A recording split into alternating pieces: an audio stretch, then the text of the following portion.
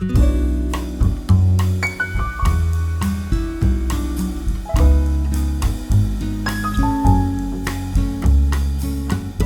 tardes, buenas noches, buen día, según en qué parte del mundo se encuentren. Les damos la bienvenida. Aquí en Argentina son las 13 y algo. Les pedimos disculpas por esta pequeña demora. Estuvimos conversando un ratitín antes de empezar. Sin mucho protocolo, les damos la bienvenida. Les agradecemos que estén aquí. Y yo ya le doy la palabra a Ariel y después pasará el testimonio a quien va a presentar a Alejandro Vigo, quien es quien va a darnos hoy la conferencia, la clase, la charla, como cada uno la entienda. Entonces, Ariel, te paso la palabra y después, como decías, le pasarás el testimonio a Miquel y bueno, disfrutaremos de este encuentro. Gracias y ahí va. Muchas gracias, Laura, por darme la palabra. Bueno, bienvenidos y bienvenidas y muchas gracias por estar aquí. Eh, Solamente menciono por recordatorio, en fin, esta sesión y las sesiones que tengamos dentro del ciclo, en lo personal, y perdón que en esto me lo apropie, quiero dedicárselas a una de mis maestras, que es Victoria Juliá, en fin, en su memoria, por su trabajo, por habernos permitido aprender un oficio. A veces podemos hacer mejor, a veces peor, pero bueno, todo por ella. Así que bueno, dicho lo cual, paso ahora a presentar nuestro marco general en el cual acontece la exposición de nuestro querido Alejandro. Es un ciclo de conversaciones, de conferencias llamado El silencio de Platón, diálogo y filosofía, que, en fin, como una de las referencias, habría muchísimas referencias para hacer, brota este título de la conversación que tuvimos con los colegas que estamos organizándolo en torno a la problematicidad y al problema sustancial hermenéutico de cómo leer a Platón, ¿no? Eh, ¿Cuáles son los indicios, a partir de qué punto uno puede reconstruir algo así como una filosofía de Platón? Y en todo caso, si uno toma determinada perspectiva, ¿cuáles han sido sus principios hermenéuticos o metodológicos para ingresar a algo así como un diálogo, ¿no? Vegetti, por ejemplo, en el 2000, el texto de 2012, traducido en 2012, 15 lecciones, en la lección quinta, justamente menciona, ¿no?, este silencio clamoroso del autor, frente al cual en muchas ocasiones pasamos inadvertido, ¿no? Pasamos por alto que se trata justamente de personajes que están ahí conversando. Eh, Hay muchísimo escrito al respecto. Veo aquí el profesor Boeri, tiene un libro maravilloso. Podrías conversar si alguien te preguntara, si alguien no te contestara, filosofía y drama, en fin, también va en esa dirección de tratar de pensar cómo recomponer algo así como la filosofía platónica. Ese es el marco de reflexión a partir del cual estipulamos ciclos de conferencias. Está este proyecto cooperado por aportes de la filosofía antigua a la hermenéutica contemporánea, del Centro de Hermenéutica, UNSAM, del Grupo Orexis, Facultad de Filosofía y Letras de la Universidad de Navarra, Miquel Solans está aquí, entre otros, el Grupo Activa IT, Grupo de Investigación sobre Prácticas, Aprendizajes y Valores, Universidad del País Vasco, entre otros está el profesor Jonathan Lavilla, también he visto al profesor Aguirre, que también agradezco que esté aquí, en fin. Bueno, somos muchos, simplemente la cara visible en este momento soy yo, pero somos varios colegas que estamos preocupados e interesados de configurar un grupo de conversación y discusión en torno a la obra platónica, en especial a los criterios, ¿no? A partir de los cuales interpretar a Platón.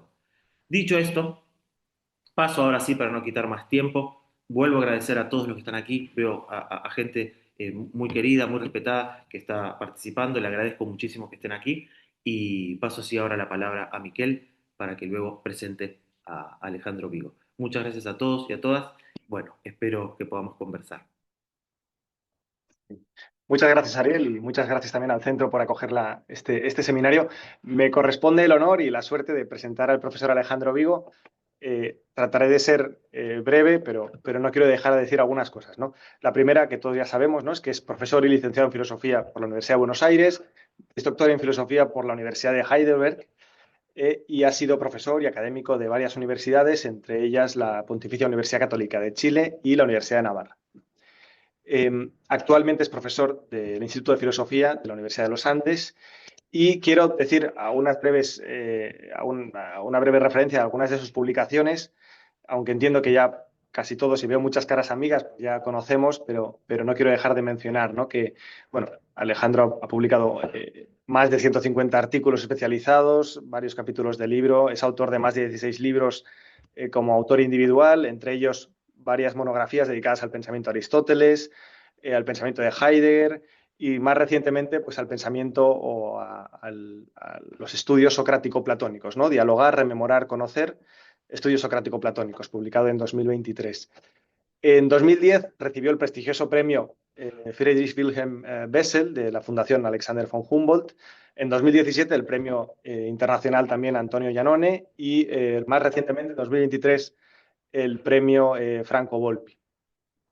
En fin, más allá de todos los datos, y no voy a dar más, pero podría seguir, y de todos estos títulos y reconocimientos, ¿no? Creo que me parece que coincidirán conmigo los que le conocen, ¿no? En decir que, bueno, sabemos, ¿no? Que Alejandro Vigo es mucho más, ¿no? Que un estudioso de la filosofía de reconocido prestigio internacional y que para los que le conocemos me parece pues, que coincidiremos, ¿no? En decir que es un cultivador apasionado y riguroso de la filosofía, un maestro de una generosidad excepcional y también alguien que sin pretenderlo, pues para muchos de los que estamos aquí se ha convertido en una fuente de inspiración. Así que nada más, por mi parte cederle la palabra, agradecerle que se haya prestado a este coloquio, a este seminario con nosotros y yo luego, si os parece, moderaremos un poco el coloquio. Bueno, creo que me toca ahora a mí, ¿verdad? Sí. Bueno, yo quiero agradecer muy de corazón la invitación de estos queridos amigos, Miquel, Ariel, también a los colaboradores de ellos, como el profesor Lavilla, a quien no conozco mucho personalmente, pero sí he tenido alguna ocasión de presenciar su participación en algún tribunal de tesis. Bueno, aquí hay un montón de gente conocida y supongo que como tales pondrán todo entre comillas lo que acaba de decir Miquel, porque si no lo ponen entre comillas, voy a decepcionar a todo el mundo y yo espero que no le crean la presentación para que crean un poquito más lo que digo y no lo vean tan por debajo de la presentación. Entonces, pero lo que estoy... También quiero decir lo siguiente, yo también fui alumno de la profesora Victoria Juliá hace muchísimos años y ella falleció este lunes y realmente también Laura Carugati, la gente de la UNSAM, donde ella fue profesora en sus últimos años de actividad, todos la tenemos enormemente presente y le debemos muchísimo, ¿no? Y lo otro que quiero decir es lo siguiente. Este texto, yo no voy a leer el texto, lo voy a exponer porque es muy largo y además no tiene sentido leerlo.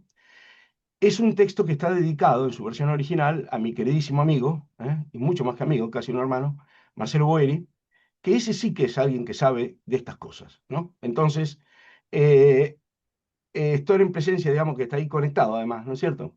A pesar de que intenté disuadirlo esta mañana. Eh, Estar en presencia de Marcelo para mí es una alegría redoblada también, porque este es un texto dedicado a él en su versión original, como digo, ¿no? Marcelo es traductor del Teteto, como todo el mundo sabe, y además ha escrito notables ensayos sobre el Teteto, un par de los cuales menciono en el trabajo, y todos los que estudiamos el Teteto, o estamos, más que estudiarlo, admiramos el Teteto, estamos muy agradecidos también por los aportes que ha hecho al conocimiento de este diálogo, a la interpretación de este magnífico diálogo, ¿no? Muy bien, eso es lo que va por delante.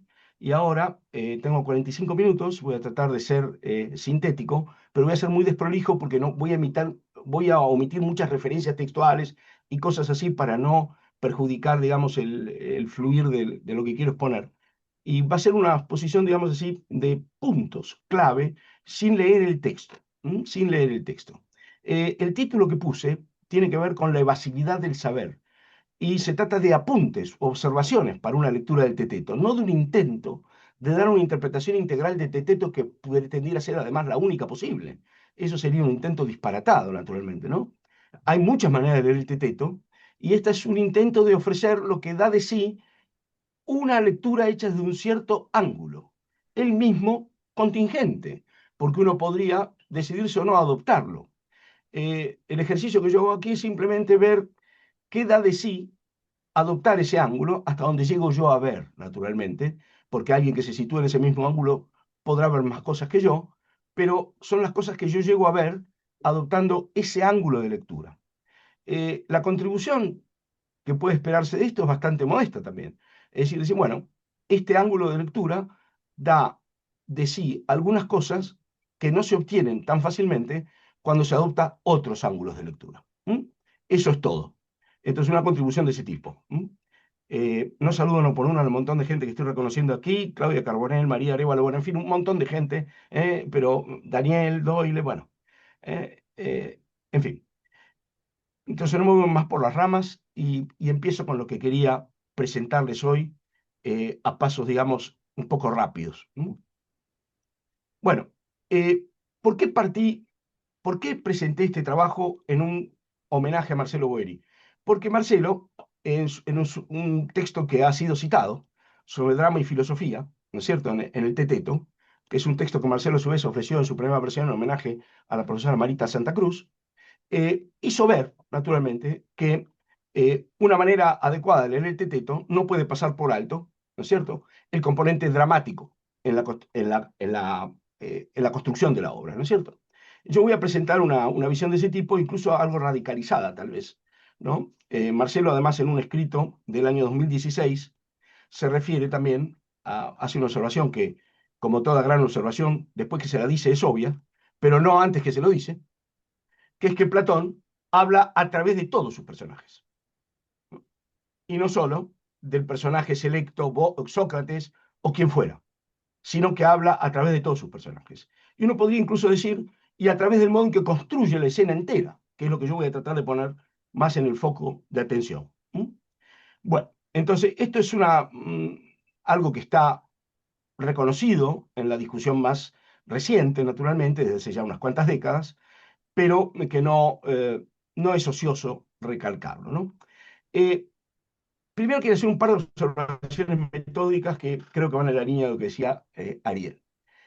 El modo en que Platón se vale de la ficción literaria es un modo que comparte rasgos con estructuras de la ficción literaria en general, pero que tiene un uso que no suele tener la ficción literaria, que es un uso filosófico, declaradamente filosófico, ¿no? El modo en que Platón se vale de estructuras como, por ejemplo, la diferencia entre el narrador y el autor, raras veces son puestas en cuenta a la hora de leer un texto platónico. Pero es absurdo no hacerlo, como todo el mundo se puede dar cuenta, porque nadie puede identificar el narrador de una obra con el autor de la obra.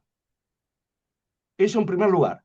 Pero en segundo lugar, hay que tener en cuenta además que dentro de la obra hay narraciones de narraciones, en una especie de esquema tipo muñeca rusa, ¿no es cierto? De cajas que se incluyen una dentro de otra. Eso ocurre en muchas obras. Yo tengo acá un listado de ejemplos, pero quiero referirme al caso del Teteto, que es un caso peculiarísimo, ¿no? Como es sabido, esta estructura, digamos, de muñeca rusa, ocurre también en el Teteto. Pero el punto general de esto es lo siguiente. Uno no puede buscar a Platón por el lado de los personajes solamente, ni por el lado del narrador solamente.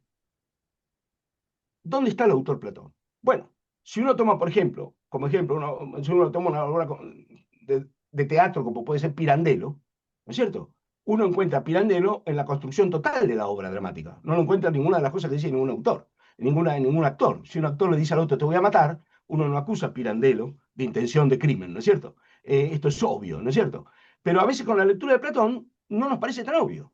Entonces le atribuimos teorías de la percepción, le atribuimos un montón de cosas que él jamás ha suscrito en primera persona. A este silencio de Platón se refería el artículo que acaba de citar Ariel, ¿no es cierto? Pero mucho antes que esto, mi maestro Wieland ha hecho un libro entero pivoteando sobre esta idea, ¿no? Y yo dependo bastante más del libro de Wieland que de nada otra cosa, simplemente por razones biográficas. En el Teteto en particular, tenemos un ejemplo de este enmarcamiento narrativo escalonado, así le llamo en el texto, ¿no? Un enmarcamiento narrativo escalonado. Porque tenemos un breve diálogo inicial, mantenido supuestamente en Megara, entre dos que son amigos de Sócrates, Euclides Terción.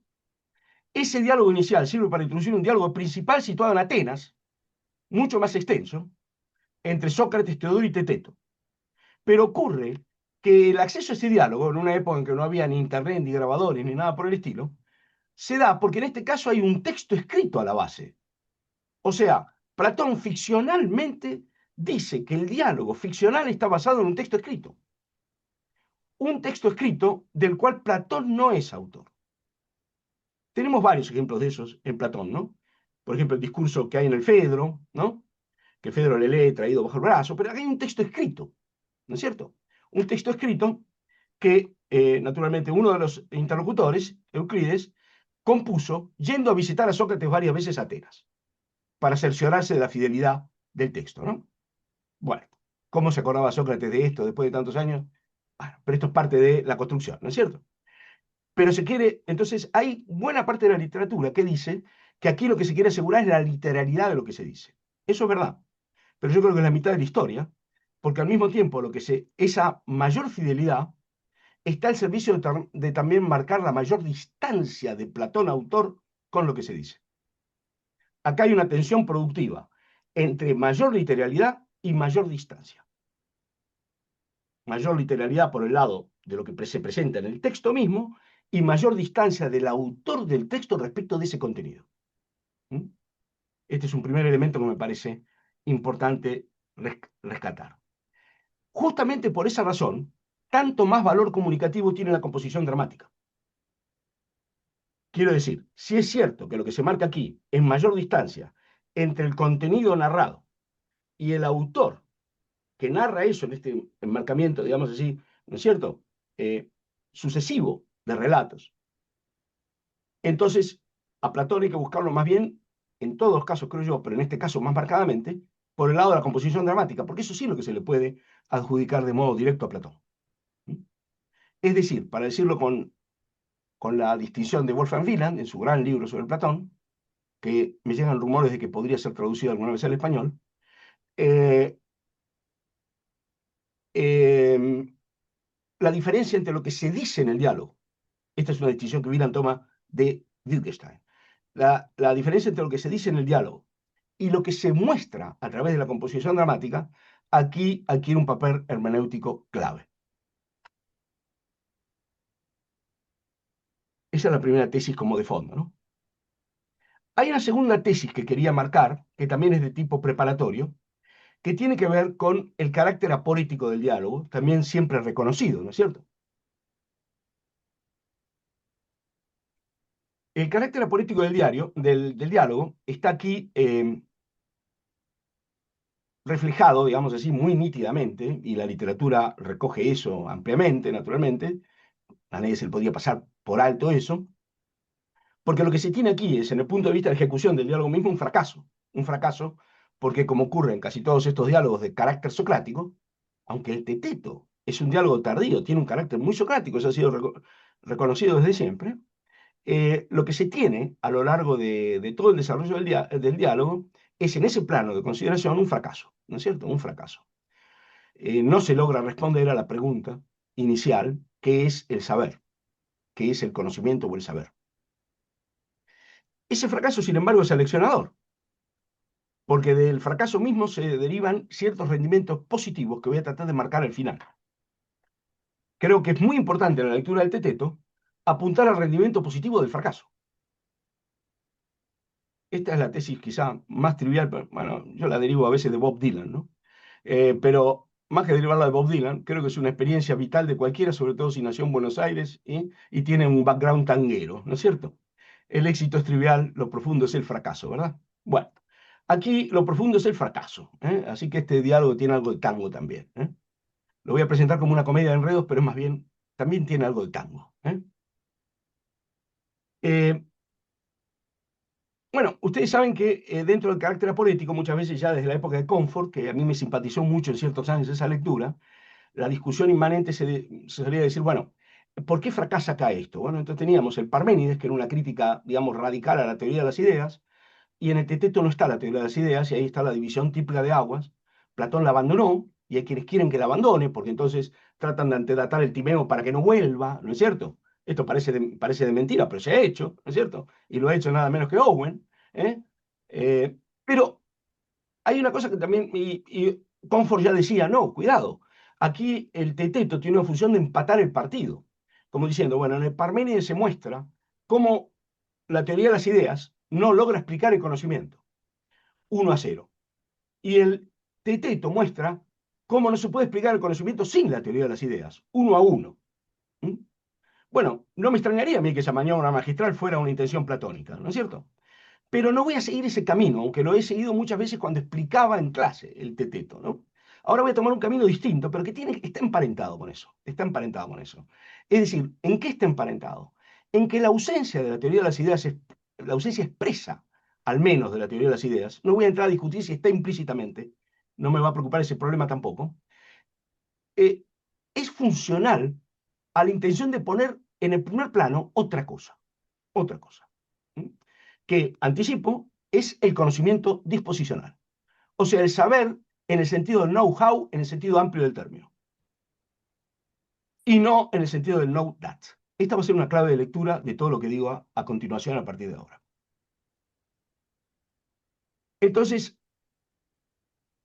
desde el punto de vista del desarrollo grande del diálogo mismo, uno tiene lo siguiente: el fracaso tiene una estructura circular, porque se parte tratando de saber qué es el saber, y hay una primera definición que es percepción, y a través de un larguísimo periplo, no es percepción, es opinión verdadera, no es opinión verdadera, es opinión verdadera fundada o justificada, y a través de la noción de fundamentación o justificación, reaparece el recurso a la percepción. Porque si ustedes recuerdan, al analizar, digamos, con el modelo de letras y sílabas, qué es lo simple que entra en la fundamentación, pareciera ser que el único acceso a lo simple no puede ser el mismo saber, sino algo para lo cual no hay más candidato que la propia percepción, que tiene que ser un conocimiento directo de lo elemental. Entonces es un círculo enorme en el cual, queriendo trascender la percepción, se recae en la percepción, en el mismo intento por trascenderla. Bueno, eso es algo interesantísimo también. A eso voy a volver muy al pasar hacia el final, ¿no es cierto?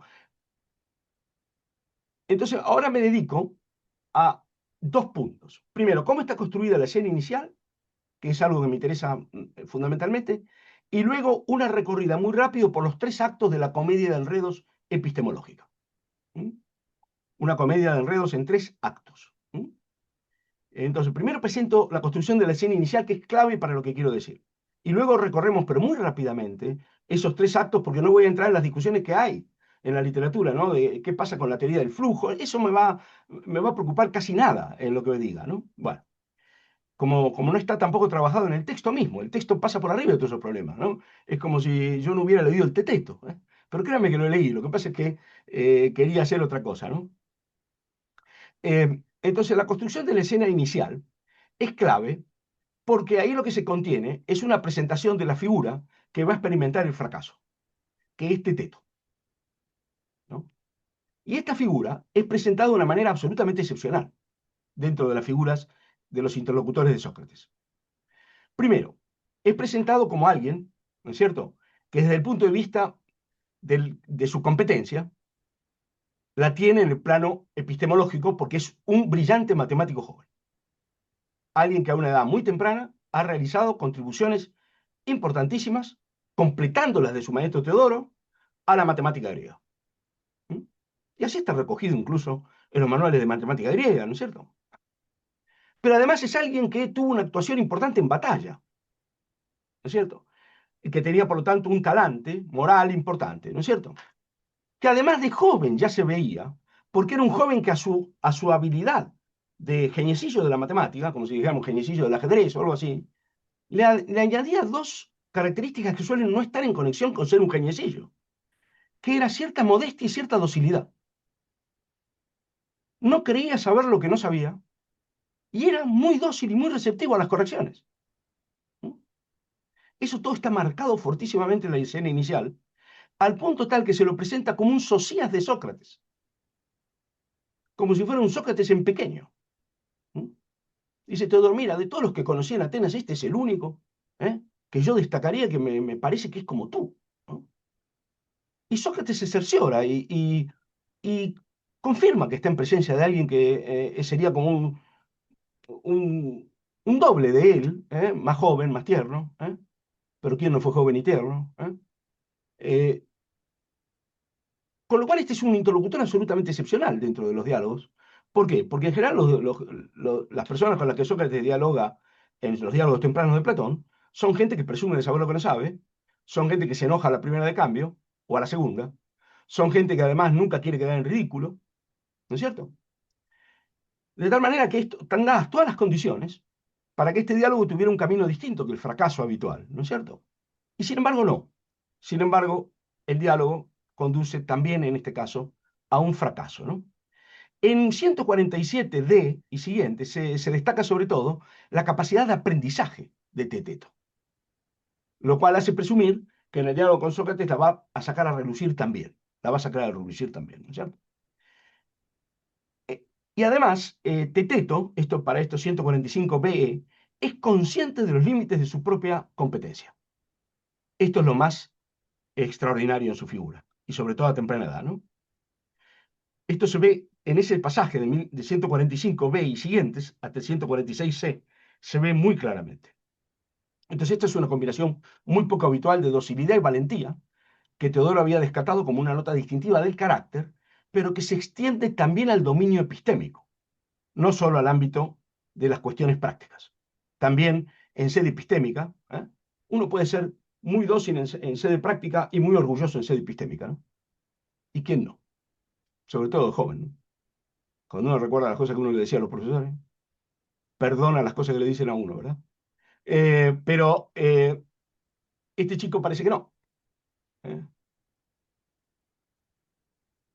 Entonces, esto a mi juicio es muy importante para ver lo que Platón busca comunicar a partir de la composición de la obra con un todo.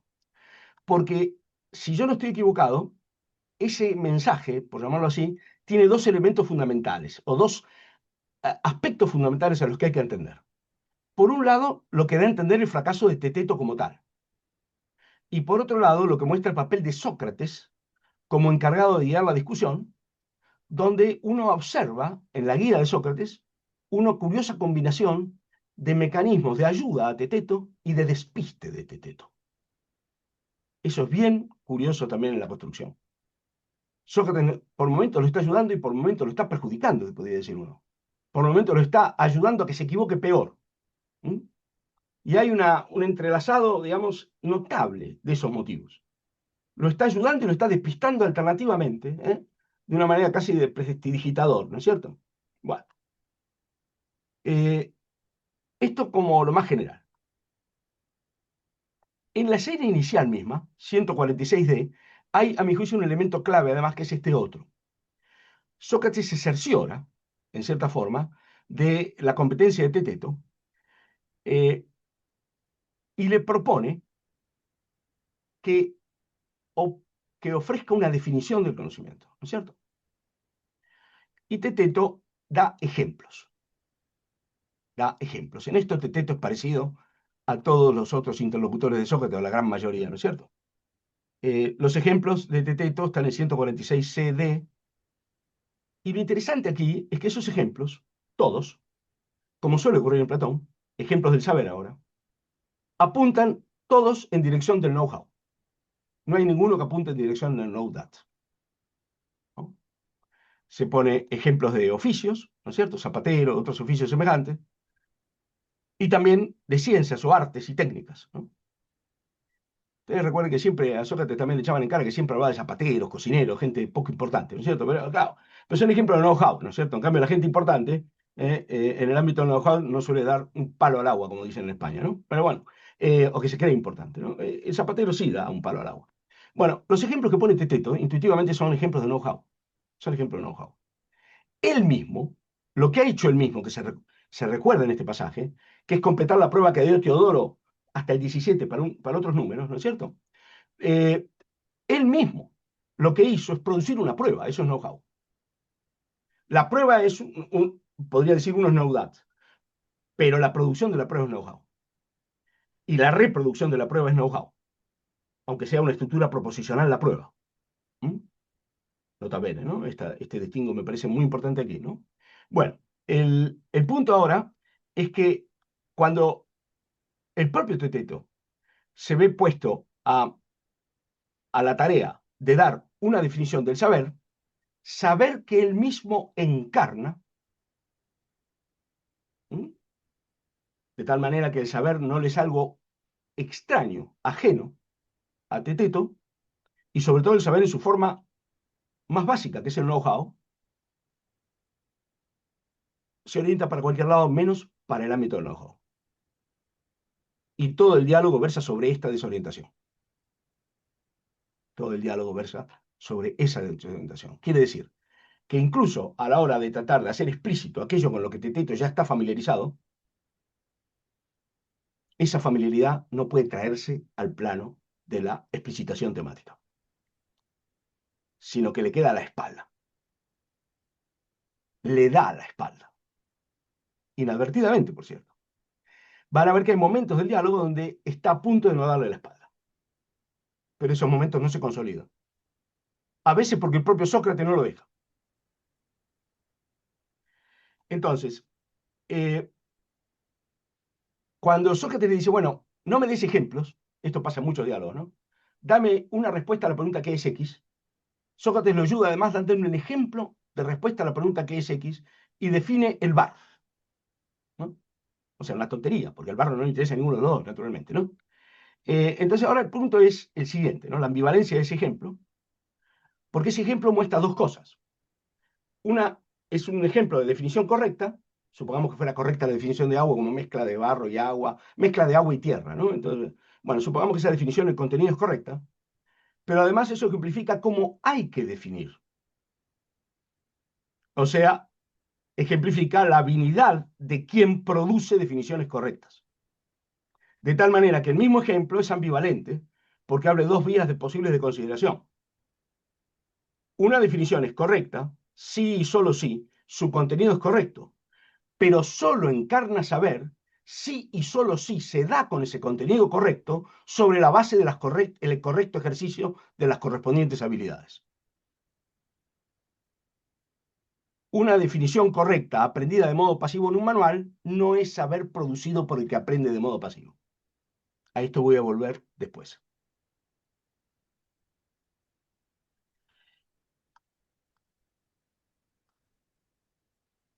El saber de oídas es un tema central aunque oculto en el diálogo, porque como veremos con ocasión de la definición de doxa, de episteme como doxa aretes, como opinión verdadera, van a ver ahí que se rechaza expresamente que el saber de oídas pudiera ser conocimiento. Pero eso ya está incoado aquí, en este tratamiento de la definición del barro. Porque Sócrates está ejemplificando no el barro, que no interesa, ni cómo se define el barro, sino cómo hay que definir. Pero definir es una actividad sujeta a ciertos estándares normativos. Por lo tanto, su ejercicio es una forma de know-how.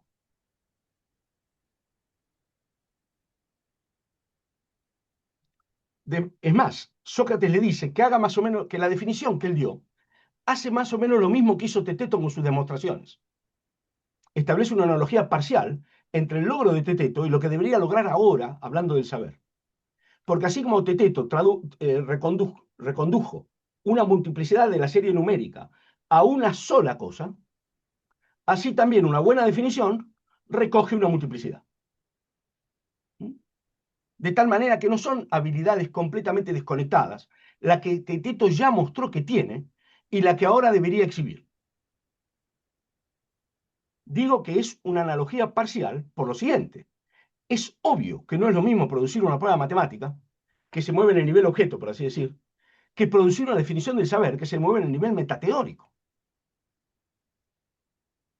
La habilidad que se reclama ahora no es una habilidad situada en el nivel objeto, es una habilidad situada en el nivel metateórico, que por lo tanto tiene requerimientos de reflexividad mucho más acentuados.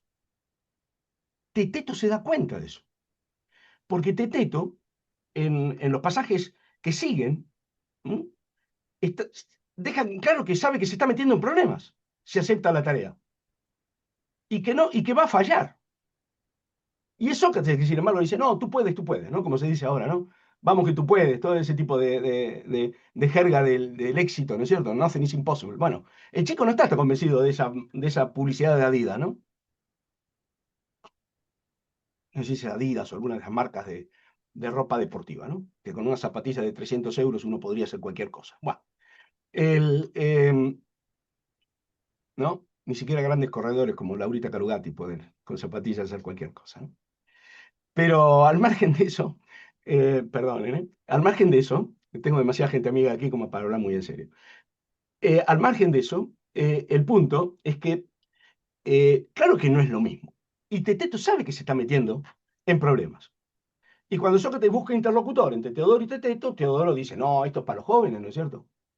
Nosotros los viejos siempre a los jóvenes los mandamos al frente, ¿no es cierto? Bueno, si se trata de algo complicado que lo haga el joven. Después yo digo, ¿y cómo no iba a fracasar si es joven? Bueno, pero Teteto sabe que se está metiendo en algo que él no va a poder llevar a cabo del modo requerido.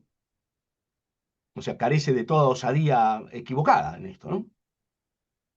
Muy bien. Ahora, con esta cuestión, se conecta la siguiente que quiero plantear. Sócrates, cuando la alaba, en decir tú puedes, le dice que él está grávido, mientras que él es estéril. Con esto conecta también después el recurso al arte de la mayéutica, ¿no es cierto? La mamá de Sócrates, que era la Maya, la partera, era la que está estéril, porque las mujeres que ayudaban al parto estaban en edad no fértil, y ayudaban a las que sí estaban preñadas y iban a dar a luz. Y Sócrates es el mismo juego con su interlocutor, ¿no es cierto? Tú estás grávido, tienes mucho para dar de ti, y yo no, yo soy estéril, ¿no es cierto? Entonces, déjenme hacer un par de reflexiones sobre en qué consiste la gravidez de Teteto y la esterilidad de Sócrates. ¿Mm? ¿Dónde tenemos que situar esos dos fenómenos?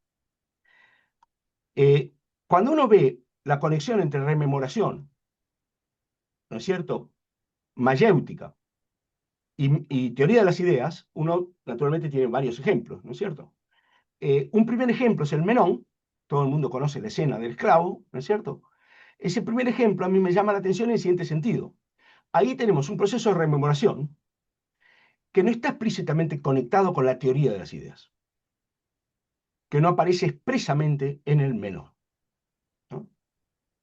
Después podemos discutir si leemos de manera evolucionista a Platón o no, pero expresamente no aparece. La conexión expresa de rememoración mayéutica y teoría de las ideas está en Fedón. Y en Teteto tenemos una situación más parecida, aunque no análoga, a la del Menón, porque tenemos un proceso de rememoración conectado con el arte mayéutico, además, o con la ayuda que presta el arte mayéutico, sin conexión expresa con la teoría de las ideas. Dejo de lado Menón y Fedón, a los que no me voy a referir ahora, pero me hago la siguiente pregunta. ¿Qué es lo que está presupuesto? La rememoración es posible allí donde algo está presupuesto y tiene que ser hecho explícito, ¿no es cierto? ¿Qué es lo que está presupuesto en el caso del Teeteto? Evidentemente no la idea de saber, por lo menos no se hace ninguna referencia a eso, sino simplemente la familiaridad de Teeteto con la disposición que llamamos saber por el hecho de que Teeteto posee saber y encarna el saber. Con eso alcanza, a mi juicio, para interpretar la escena del Teeteto. No hace falta introducir nada más. ¿Cuál sería el aspecto negativo, sin embargo, de la situación? Es decir, ¿qué es lo que Teeteto tiene y no lo ayuda, por así decir? Teeteto tiene algo que lo ayuda, que es su familiaridad con el saber. Pero además tiene una cantidad de cosas en sí que no lo ayudan a la tarea de explicitar su propia familiaridad con el saber. Esas son creencias, prejuicios, opiniones, etc., de los cuales queda liberado al final del diálogo. Y esa es la parte de éxito que hay en este fracaso. Pero que en el momento inicial son obstáculos, más bien que ayuda, para ser explícita y traer al concepto, como diría Hegel, su propia familiaridad con el saber que él mismo encarna.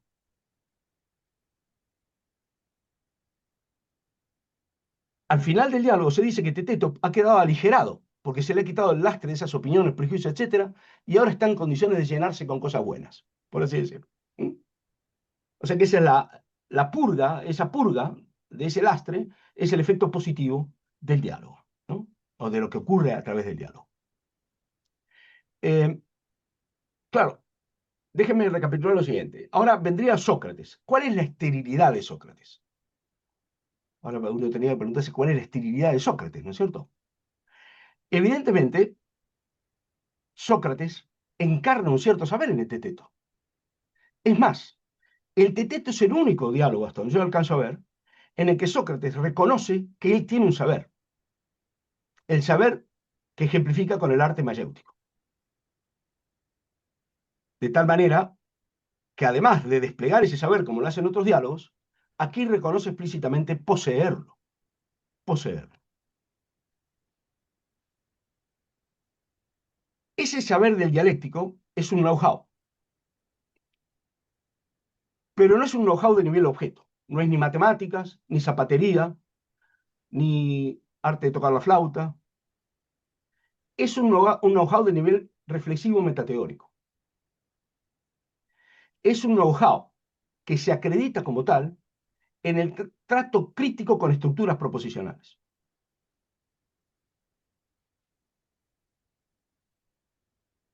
No es, por lo tanto, un saber de primer orden.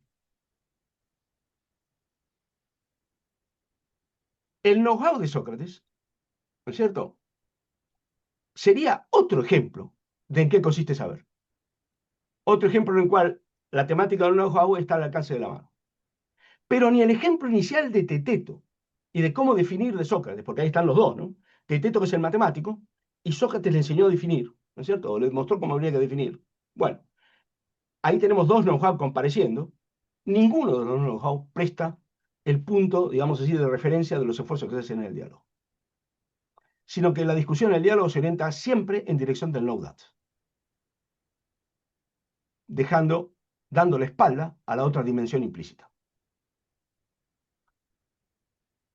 Sin embargo, el mismo desarrollo del diálogo documenta la capacidad de Sócrates, documenta su despliegue, pero nunca pasa a ser tema, más que cuando él habla y compara con su mamá, cuando él habla de su propio arte y compara con su mamá. Sin embargo, tampoco después de eso se adopta eso como ejemplo del saber. Bueno, ahora paso a los tres actos de la comedia de enredos muy rápidamente. No sé cómo estamos de tiempo, Ariel. Perfecto, perfecto. Miquel ¿Qué me también. queda? Y más o menos 15 minutos. Ya, perfecto. ¿Está bien, Vamos a Miquel? tratar de, vamos a tratar de cumplir. Voy a hacer todavía una nota más sobre lo anterior, ¿no? Una nota al pie, una nota al pie de carácter heideggeriano. En el parágrafo 3 de Cheire Tiempo se dice que el Dasein es ónticamente lo más cercano a sí mismo, ontológicamente lo más lejano, preontológicamente, sin embargo, no extraño. Tomemos el caso de Teteto y su familiaridad con su propio saber. Teteto es lo ónticamente más cercano a su propio saber, está identificado con él, lo encarna personalmente, su saber de matemático. Ontológicamente, cuando quiere traer esa misma familiaridad al concepto, le queda a distancias galácticas. Es ontológicamente lo más lejano. Y sin embargo, preontológicamente, no les extraña su propia familiaridad. Si uno toma esa clave de lectura, digamos así, esquemática, uno encuentra, creo, una vía de acceso bastante razonable a varios pasajes. Fin de la nota al pie, y ahora paso a la comedia de enredos.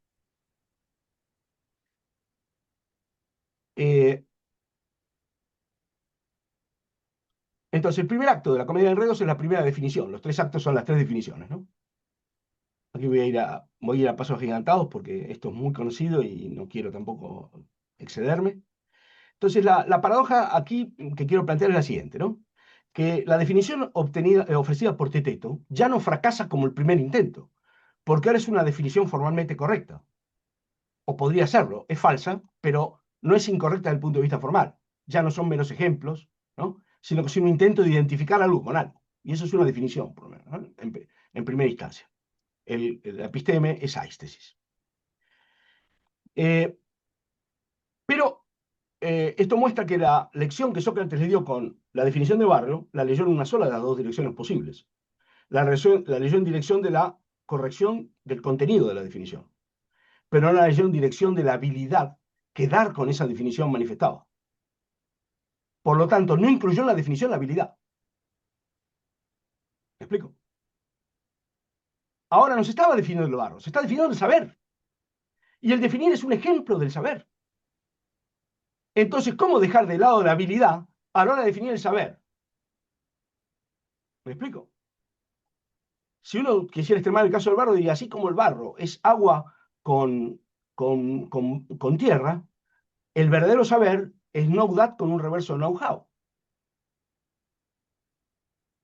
Pero a esa composición nunca llega el esfuerzo de Teteto. Es decir, la lección de Sócrates fue tomada de modo unilateral, dejando de lado el reverso correspondiente a los presupuestos disposicionales del acto de definir. Eso se puede dejar de lado en el caso del barro, no en el caso del saber.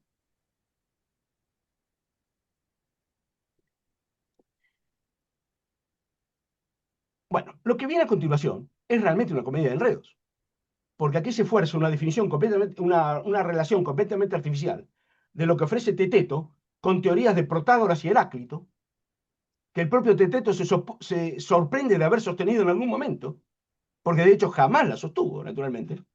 Pero dice, tú estás de acuerdo entonces con los más sabios, ¿no? Protágoras dice esto, ¿no es cierto? El hombre es la medida de todas las cosas. Luego, Homero, Heráclito y todos los grandes dicen que todo fluye y nada permanece. Y ahí tenemos el mix, ¿no es cierto? De homo mensura más teoría del flujo universal aplicada a la percepción que construye esa parte larguísima del Teteto y que está discutida por muchísimos autores y yo no voy a ni tocar aquí. Pero si tengo que recomendar, recomiendo el libro de Lee, ¿no es cierto? Sobre Epistemology After Protagoras, que muestra cómo ese pack es el que reciba luego Aristóteles en su discusión de gamma. Dejando de lado todo eso, y voy muy rápido y dejo de lado un montón de detalles, el punto ahora es que Teteto se ve forzado de esa identificación.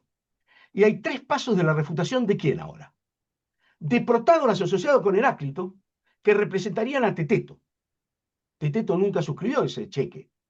Fue llevado a aceptar eso ocasionalmente, ¿no? Pero la refutación ahora, por lo tanto, es vicaria. Se refuta a Teteto en la persona de Protágoras asociado con Heráclito. ¿Mm? Una refutación vicaria, por lo tanto. ¿Mm? Y aquí hay tres pasos, ¿no? Primero, se muestra que hay una contradicción performativa entre lo que sostiene Protágoras en su libro titulado La verdad y la pretensión de verdad que tiene el escrito. Tal que, si lo que dice el escrito es verdadero, el escrito no puede pretender verdad. Primer paso en la refutación. Luego hay un segundo paso que son contraejemplos sencillos, ¿no es cierto? A la definición, percibir es ya saber. El caso, por ejemplo, de oír una lengua que uno no comprende. Oye, pero no sabe o no comprende, ¿no? Hay más casos, pero dejo de lado aquí. Y por último, está el tercer paso, que es el más sutil, que es como el mundo del revés, ¿no? Porque es como Protágoras quejándose de lo que le pasó en el primer paso, ¿no es cierto? Me mostraron que me refuto en el plano trascendental pragmático, incurro en una autocontradicción performativa. Bueno, no me han tratado bien a mí, no me han leído como corresponde. Entonces, Protágoras, encarnado por Sócrates, le da a Sócrates una lección de socratismo en esa parte del texto. El mundo del revés. Es Protágoras el que le exige a Sócrates lo que Sócrates en general exige de sus interlocutores. De todas maneras, el texto es riquísimo y lo desarrollo bastante, pero dejo de lado, la refutación final es metateórica.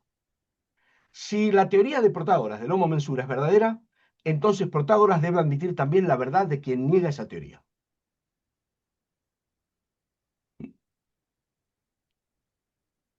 Es decir, si la teoría del homo mensura es verdadera, la teoría que dice que es falso el homo mensura también tiene que ser verdadera.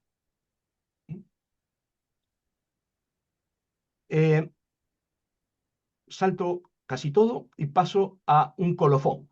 como colofón se refuta también la doctrina heraclítea.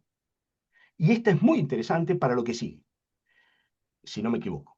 Porque aquí se refuta la doctrina del flujo, mostrando, lo que me interesa marcar es esto, que el tipo de infalibilidad al que apuntan Protágoras y supuestamente Heráclito, así que cada quien es juez de lo que se le aparece en tanto se le aparece, esa es una infalibilidad monovalente, ahí no hay alternativa entre fallar y acertar, ¿no es cierto?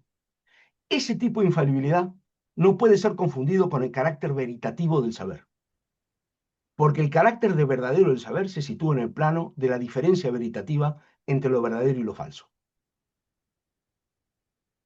O sea, es un engaño identificar ese nivel de infalibilidad con el saber, porque la infalibilidad del saber se sitúa en el ámbito en el que se puede fallar, no en el que el fallo es imposible. O sea, en el ámbito de la diferencia veritativa. Si nosotros, tomemos la distinción de células entre fact-stating use y reporting use. Si nosotros, cualquier cosa que decimos en el modo fact-stating use, por ejemplo, la puerta está cerrada, la reparafraseamos en el modo reporting use, veo que la puerta está cerrada, todo lo que uno dice es infalible. Pero es infalible porque ya no pretende verdad respecto del objeto de referencia. Se sustrae, por lo tanto, uno a la diferencia veritativa entre lo verdadero y lo falso, y se acoge un ámbito de infalibilidad, pero que ya no eleva la misma pretensión de verdad. Y lo que se dice aquí en el plano metateórico es que la pretensión de verdad que eleva el saber se sitúa en el ámbito en el cual se puede fallar. O sea, el saber es una categoría de éxito en ese ámbito. El pseudo saber es la infalibilidad que se escurre a la posibilidad de fallar, no que la supera.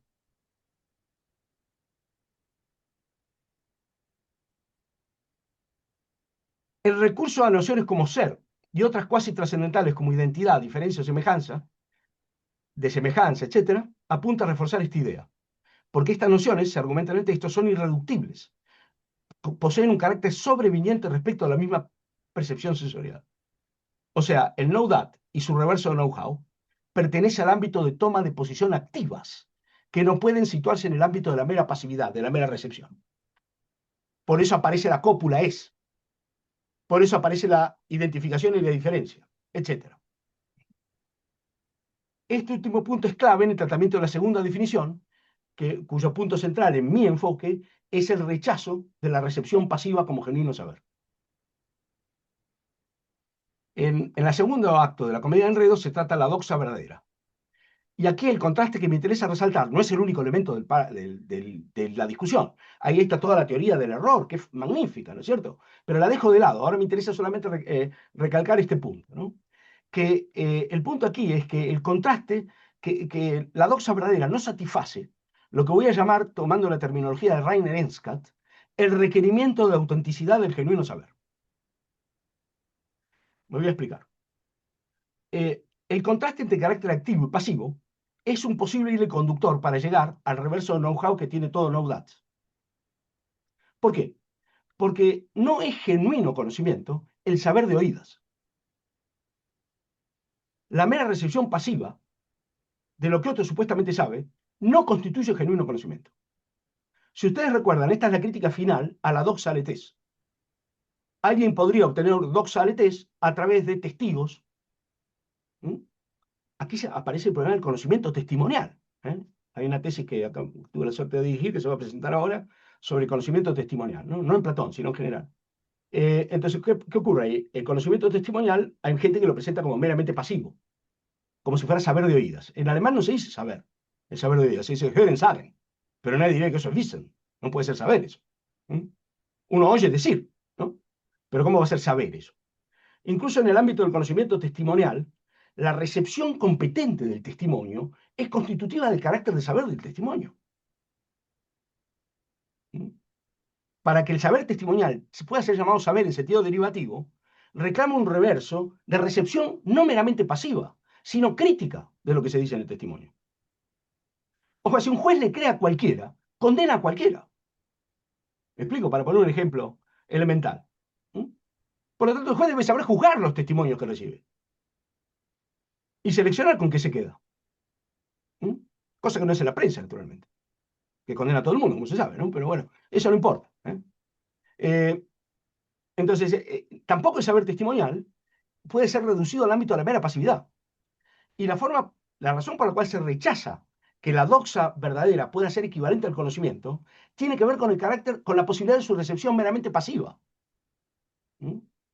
Esto para mi enfoque es clave, porque esto muestra que el reverso disposicional está tenido con el rabo de ojo todo el tiempo en vista.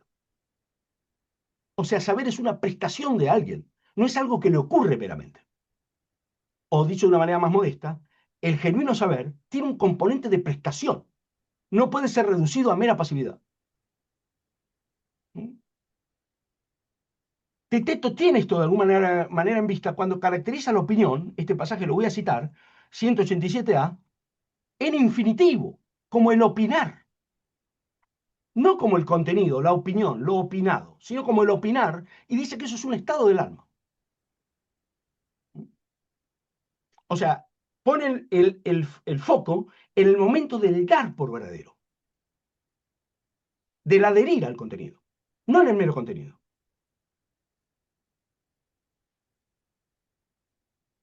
Bueno, como digo, esta crítica a la recepción puramente pasiva tematiza, aunque nunca lo menciona con ese nombre, lo que Enskat llama, en su extraordinario libro sobre saber auténtico, Authentisches Wissen, el requerimiento de autenticidad del genuino saber.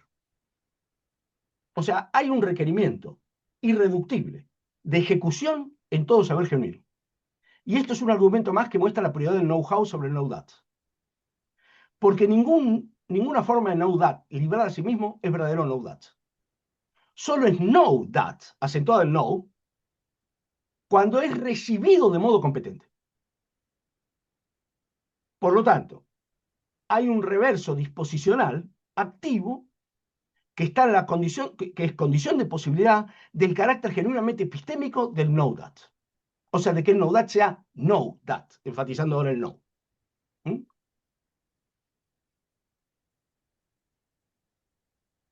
Este es el vínculo entre saber y persona. Por eso Enskat construye su argumento mostrando que el requerimiento de autenticidad está indisolublemente vinculado con el carácter personal de todo genuino saber. ¿De dónde deriva esto Enskat? De una lectura del Menón. Del Menón.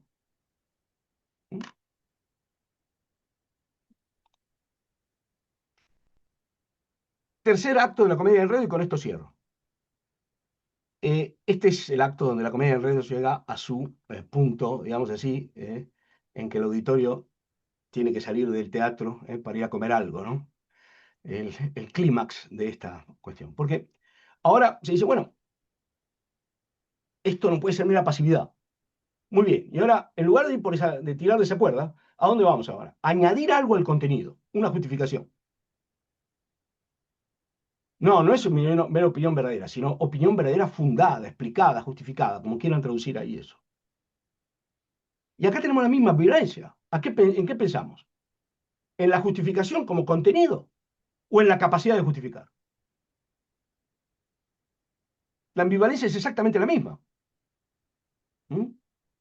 Aún si uno está de acuerdo con que el añadido es necesario, que es lo que se dice generalmente en la literatura, no es suficiente si el añadido es leído solamente en dirección del contenido proposicional.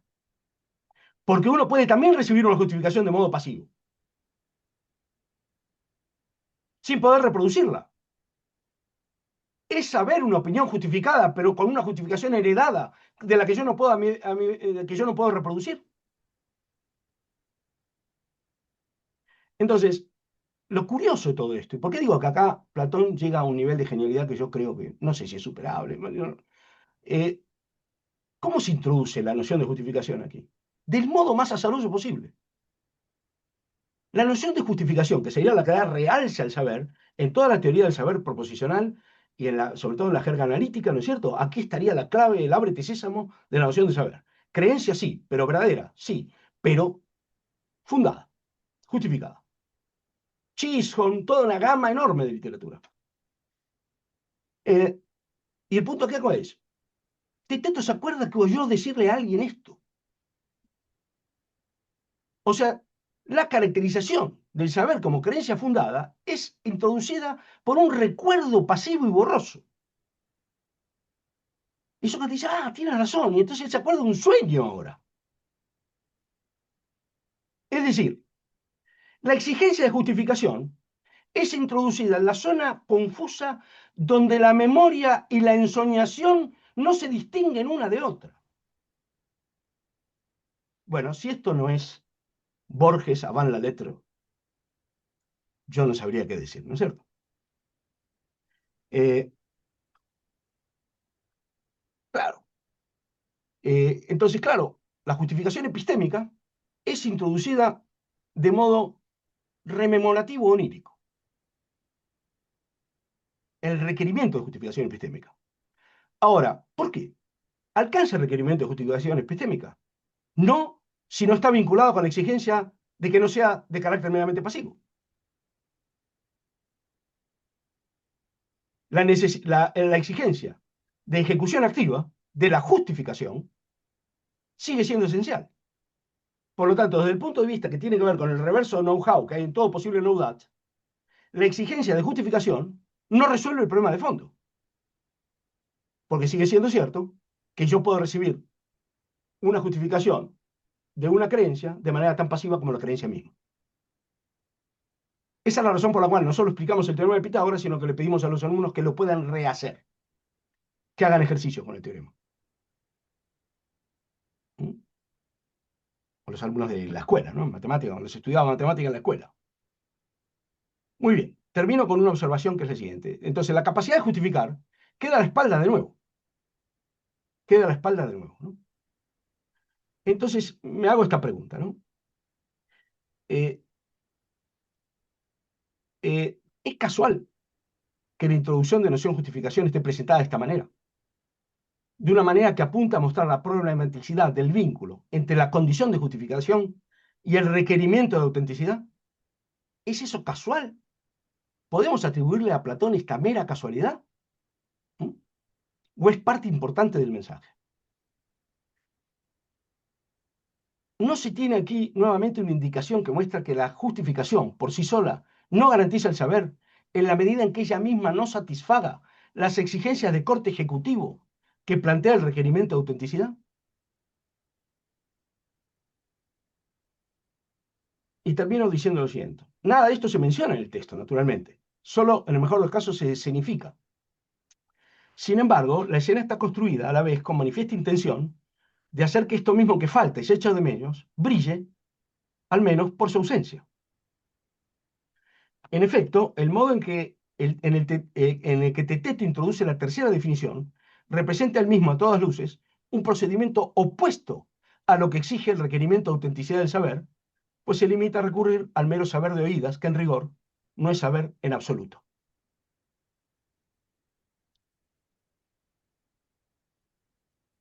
Termino con lo siguiente, ¿no? El carácter aporético es perfectamente congeniable con el hecho que hay un rédito positivo en el diálogo, ¿no? Y ese rédito positivo, ya lo anticipé, es que Teteto queda librado de aquello de lo que también estaba grávido, pero que no era productivo. Y en ese sentido, aunque estaba grávido, no daba a luz nada verdadero o capaz de sobrevivir el examen, ¿no? Desde el punto de vista que aquí interesa, lo que hay que rescatar es, me parece, lo siguiente nomás, ¿no? Teteto ha sido liberado de sus propios errores y prejuicios sobre el asunto y ha quedado así mejor preparado para un segundo intento o para otras indagaciones, ¿no? De este modo, el fracaso de la discusión, en lo que concierne al intento por responder la pregunta de qué es el saber, proporciona a la vez la ocasión para mostrar el despliegue competente y exitoso por parte de Sócrates de un arte que constituye el mismo una peculiar forma del saber, pero en el sentido del know-how. La incapacidad puesta de manifiesto por Teteto a la hora de distanciarse de aquello que le es más cercano y familiar, pero sin perderlo de vista con el fin de traerlo al plano de la consideración temática, adquiere expresión también en el hecho de que su atención se centre poco menos que exclusivamente en el caso del saber proposicional, a la hora de definir en qué consiste el saber como tal.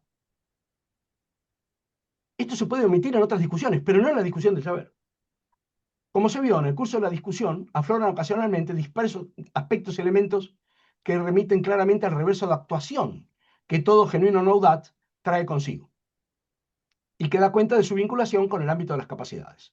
Sin embargo, todas esas oportunidades son oportunidades perdidas. Nunca se adentra la discusión por ese camino.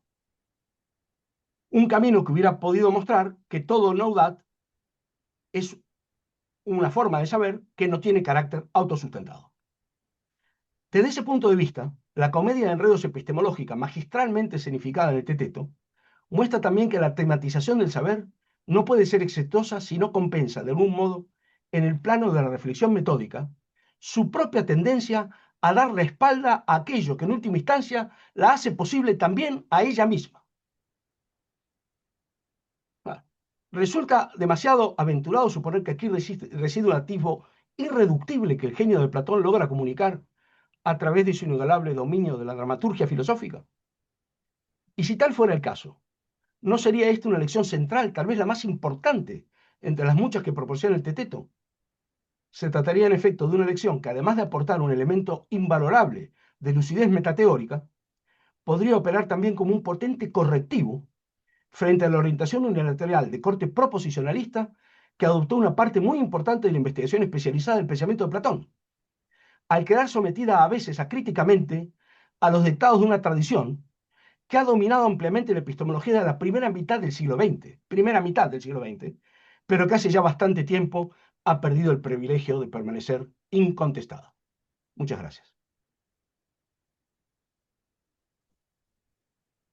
Bueno, muchísimas gracias por esta exposición tan iluminadora, tan clara y también provocadora, entiendo, para algunos. Pasamos, si os parece, al turno al turno de Espero no haberme preguntas. extendido más de la cuenta, ¿no? Si me fui muy de la hora, pido disculpas, ¿eh? No, fenomenal. Yo creo que muy bien. Tenemos ahora, entiendo, 40 minutos de tiempo para el coloquio. Si me equivoco, que Laura Bariel me corrijan. Así que si quieren pedir la mano, yo creo que puedo ver las manos levantadas. Eh, si las piden, creo que tenemos a Jonathan. Sí, adelante. Sí, Jonathan, no te escuchamos Sí, ahora sí. sí. Estaba conectando el audio. Bueno, primero de todo, agradecer al profesor Vigo por participar en estos coloquios y por la maravillosa presentación, ¿no?, que ha ofrecido. Eh, yo quería hacer, bueno, un comentario, una pregunta al respecto de lo comentado. Me ha parecido muy interesante la exposición y también la alusión a la introducción del propio texto escrito que va a ser, ¿no?, la base del diálogo que aquí nos presenta Platón. Concretamente, aquí se está hablando del conocimiento como una cuestión que también tiene mucho que ver con el carácter disposicional de uno respecto a la búsqueda no activa y en contra de la pasividad. Bien, podríamos preguntarnos a nosotros mismos esto, qué significa cuando estamos hablando de los diálogos como artefactos que tienen la pretensión de transmitir un determinado saber, ¿no? ¿Qué tipo de saber quieren transmitir los diálogos? Y a este respecto, el inicio que ha comentado de manera no tan pertinente, pues el profesor Vigo, tiene, o hay un pasaje que me parece clave al respecto, ¿no? Para preguntarnos qué están tratando de hacer tanto Tersión como Euclides. ¿Qué está haciendo Euclides? El texto está en 142d, 143a. Dice así: no por Zeus, leo la traducción del profesor Vallejo, no por Zeus, no sería capaz de contarlo así de memoria. Tenemos hipomnémata, pero al llegar a casa escribí lo que recordaba y luego recordaba, el verbo es anamimnesco. En mis ratos de ocio continuaba con ello a medida que me iba acordando. Y tenemos aquí mimnesco, ¿no? Hemos hablado de la cuestión de la mímesis. Además, siempre que iba a Atenas le preguntaba a Sócrates lo que había olvidado y cuando llegaba aquí hacía las correcciones oportunas. De esta manera, más o menos, es como escribí toda la conversación. ¿Para qué son relevantes estas correcciones? ¿Qué está aprendiendo Euclides de alguna manera al recoger esta conversación? ¿Qué importa la literalidad de lo que se está comentando? Y sobre todo esto que nos tiene que decir a nosotros como lectores pasivos, que podemos fijarnos precisamente en una serie de tesis positivas, ¿no? Un saber de tipo qué, un saber know that, y precisamente Platón está evitando esto, ¿no? Yo creo que todos estos elementos no hacen más que un poco subrayar esto mismo. Platón es muy consciente del problema de aprendernos algunas tesis de memoria de alguna manera, y sus textos son artefactos diseñados con muchísimo cuidado para que precisamente uno se dé cuenta del error que consistiría en tragarse todo esto que estamos viendo porque es de Platón, ¿no? No sé si está de acuerdo, como también esta parte inicial, ¿no? Tiene mucho que decirnos. ¿Qué tipo de personajes son Euclides y Tersión? Así como Teteto es precisamente alguien muy afín a lo que podríamos decir Sócrates y el talante filosófico, la mayoría de interlocutores socráticos no lo son, y otros personajes de los diálogos. Yo aquí más bien diría que tanto Tersión como Euclides precisamente juegan en contraste con Teteto también. Y nuevamente muchas gracias por la charla tan iluminadora. No, soy yo el agradecido, Jonathan. Muchas gracias por las observaciones. Comparto mucho de todo lo que has dicho en la práctica, ¿no? A ver, yo tomé una línea, pero estaba tentado cuando escribí la parte referida al texto escrito de conectar eso con la crítica a la escritura del Fedro. Porque obviamente la crítica a la escritura se aplica en todo a ese texto escrito. ¿Y cuál es el problema ahí? Creer que el texto contiene el saber. O sea, son signos extraños. El saber está siempre en el alma. Sirven como apoyo a la rememoración. Pero para eso hay que leerlos en la dirección correcta. ¿Qué es lo que nos pasa con el teteto mismo? Entonces ahí habría un juego entre la lectura del teteto y la lectura del texto preparado en el que se basa el diálogo que nos expone, ¿no? Pero no lo hice porque iba... Entonces, ahora, lo que usted, o tú, si me permites, eres muy joven y también me puedes estudiar, por supuesto, la sugerencia que tú marcas está al comienzo del texto del profesor Wieland, de manera, a mi juicio, difícilmente mejorable. Es decir, que lo que Wieland dice ahí, naturalmente, tiene que ver con lo siguiente. El diálogo de Platón. Platón opta por la forma diálogo, porque se da cuenta de que ningún texto escrito transmite saber, sino que solo puede servir de apoyo a el desarrollo activo del saber, por así decir, ¿no? O a la apropiación activa del saber. Y el texto más aproximado para eso es mostrar en vivo, por así decir, en su hacer, el intercambio dialógico, que es la forma más cercana a la oralidad de un texto, por así decir. Entonces, Wieland tiene páginas luminosas sobre eso, memorables, ¿no? Y que van exactamente en la dirección que tú tomas. Tú añades algunos elementos más que serían de mucho interés para alguien más que hiciera el trabajo, tú mismo, si te interesa, tomar también otros personajes desde ese punto de vista. Yo solamente aquí, y ya me salió un texto de casi 40 páginas, solamente tomé aquí el hilo conductor de Sócrates y Teteto, pero no está excluido de esto Euclides y su intento de aferrar la letra, ¿no? Pero ahí habría que manejar la ambivalencia de nuevo. Porque todos nosotros, también como filólogos clásicos, como profesores de filosofía, tratamos de aferrar la letra. ¿Cuál es el problema? Confundir eso con que ahí está el saber. La letra hay que aferrarla. El texto tiene que ser lo más fiel posible. Ahí no está el saber.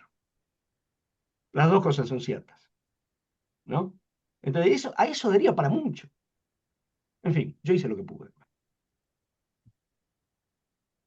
Gracias. Adelante, Marta Jiménez. Ah, Sí, gracias. Am, Encantada de conocerte, Alejandro, en medio persona. Y muchas gracias por esta charla tan interesante y esta visión tan bonita del teto global y muy iluminadora. Tengo una pregunta que viene de Aristóteles, porque cuando has mencionado, cuando utilizas el término know that, a mí me lleva a algo con lo que estoy obsesionada, que es una comparación, un contraste que Aristóteles establece, como sabes, al principio de la metafísica, entre los que saben cosas simplemente porque leen en los libros y los que saben por empiria, por experiencia. Y, y, y creo que si pensamos en esa comparación, como tenemos una capa más de complejidad en las diferencias de los tipos de saberes, porque, bueno, en el modelo aristotélico lo que nos está diciendo es que hay una forma de know that que es por experiencia propia.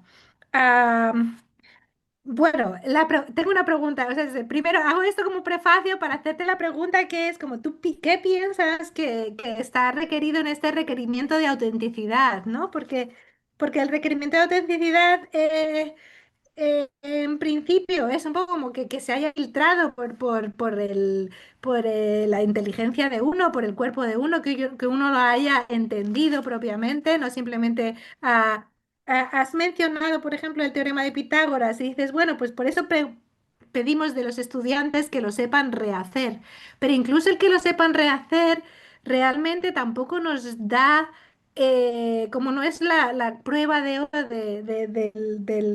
del requerimiento de autenticidad de alguna forma, porque también pueden simplemente pues, repetirlo como dice Aristóteles, ¿no? Como aquellos que recitan los versos de Empédocles. Lo pueden simplemente recitar y cómo se sabe que ha pasado por el filtro de la mente del que aprende para que constituya el saber verdadero, ¿no? Y, y yo creo que un poco como la forma en la que lo has intentado articular o lo has articulado es con este contraste entre el know that y el know how, pero puede ser que algunas formas de know that, como no conocimiento, pero experiencia propia, el haberlo visto, el haberlo manipulado, a pesar de que lo que tenemos simplemente son como conocimiento de qué y no tenemos explicación o no tenemos ni siquiera como capacidad de bueno, quizá al final, como la pregunta es, ¿qué es lo que incluye el requerimiento de autenticidad? Y lo dejo ahí, en el contexto de estas cosas que te estoy lanzando así. Gracias Claro. y perdón por la pregunta. No, no, gracias a ti, Marta. Son cosas muy interesantes. Voy a decir alguna cosa, una pincelada, ¿no es cierto? Son cosas que llevarían a una discusión muy amplia, pero doy un par de pinceladas ateniéndome a lo que me sugiere los dos o tres aspectos que has mencionado en tu intervención, ¿no? Entonces, el primero sería el siguiente, ¿no? Claro, en esa forma de la escala del saber, nosotros decimos la escala del saber, ¿no es cierto? La empiría, tal como se la trata ahí, pareciera ser un conocimiento de meros hechos, ¿no? Porque lo que le falta es la explicación del por qué. Dudo yo, sin embargo, que sea un mero neudat, porque es más bien el conocimiento del práctico. Por ejemplo, la empiría sería supongamos, la enfermera que al doctor, al egresado recién de medicina le explica cómo hacer lo que él sabe teóricamente y no lo puede hacer todavía. Porque ahí se habla de eficacia práctica, ¿no? Entonces creo que la empiría ahí tampoco es mero know-that, sino que es un saber hacer, pero que no tiene incorporada la justificación teórica. ¿Me explico? Pero yo no lo reduciría a mero know-that. Ahora, Claro, la tecne, que ahí no se distingue del episteme, es claramente know-how, porque no es nunca un mero saber, sino un saber hacer y dar razón. En el caso de tecne, Aristóteles combina dos cosas, ¿no? El saber hacer y el poder explicar. Por eso se tiene que poder enseñar. Pero poder enseñar es una segunda capacidad. No es nunca meramente know that, ¿no?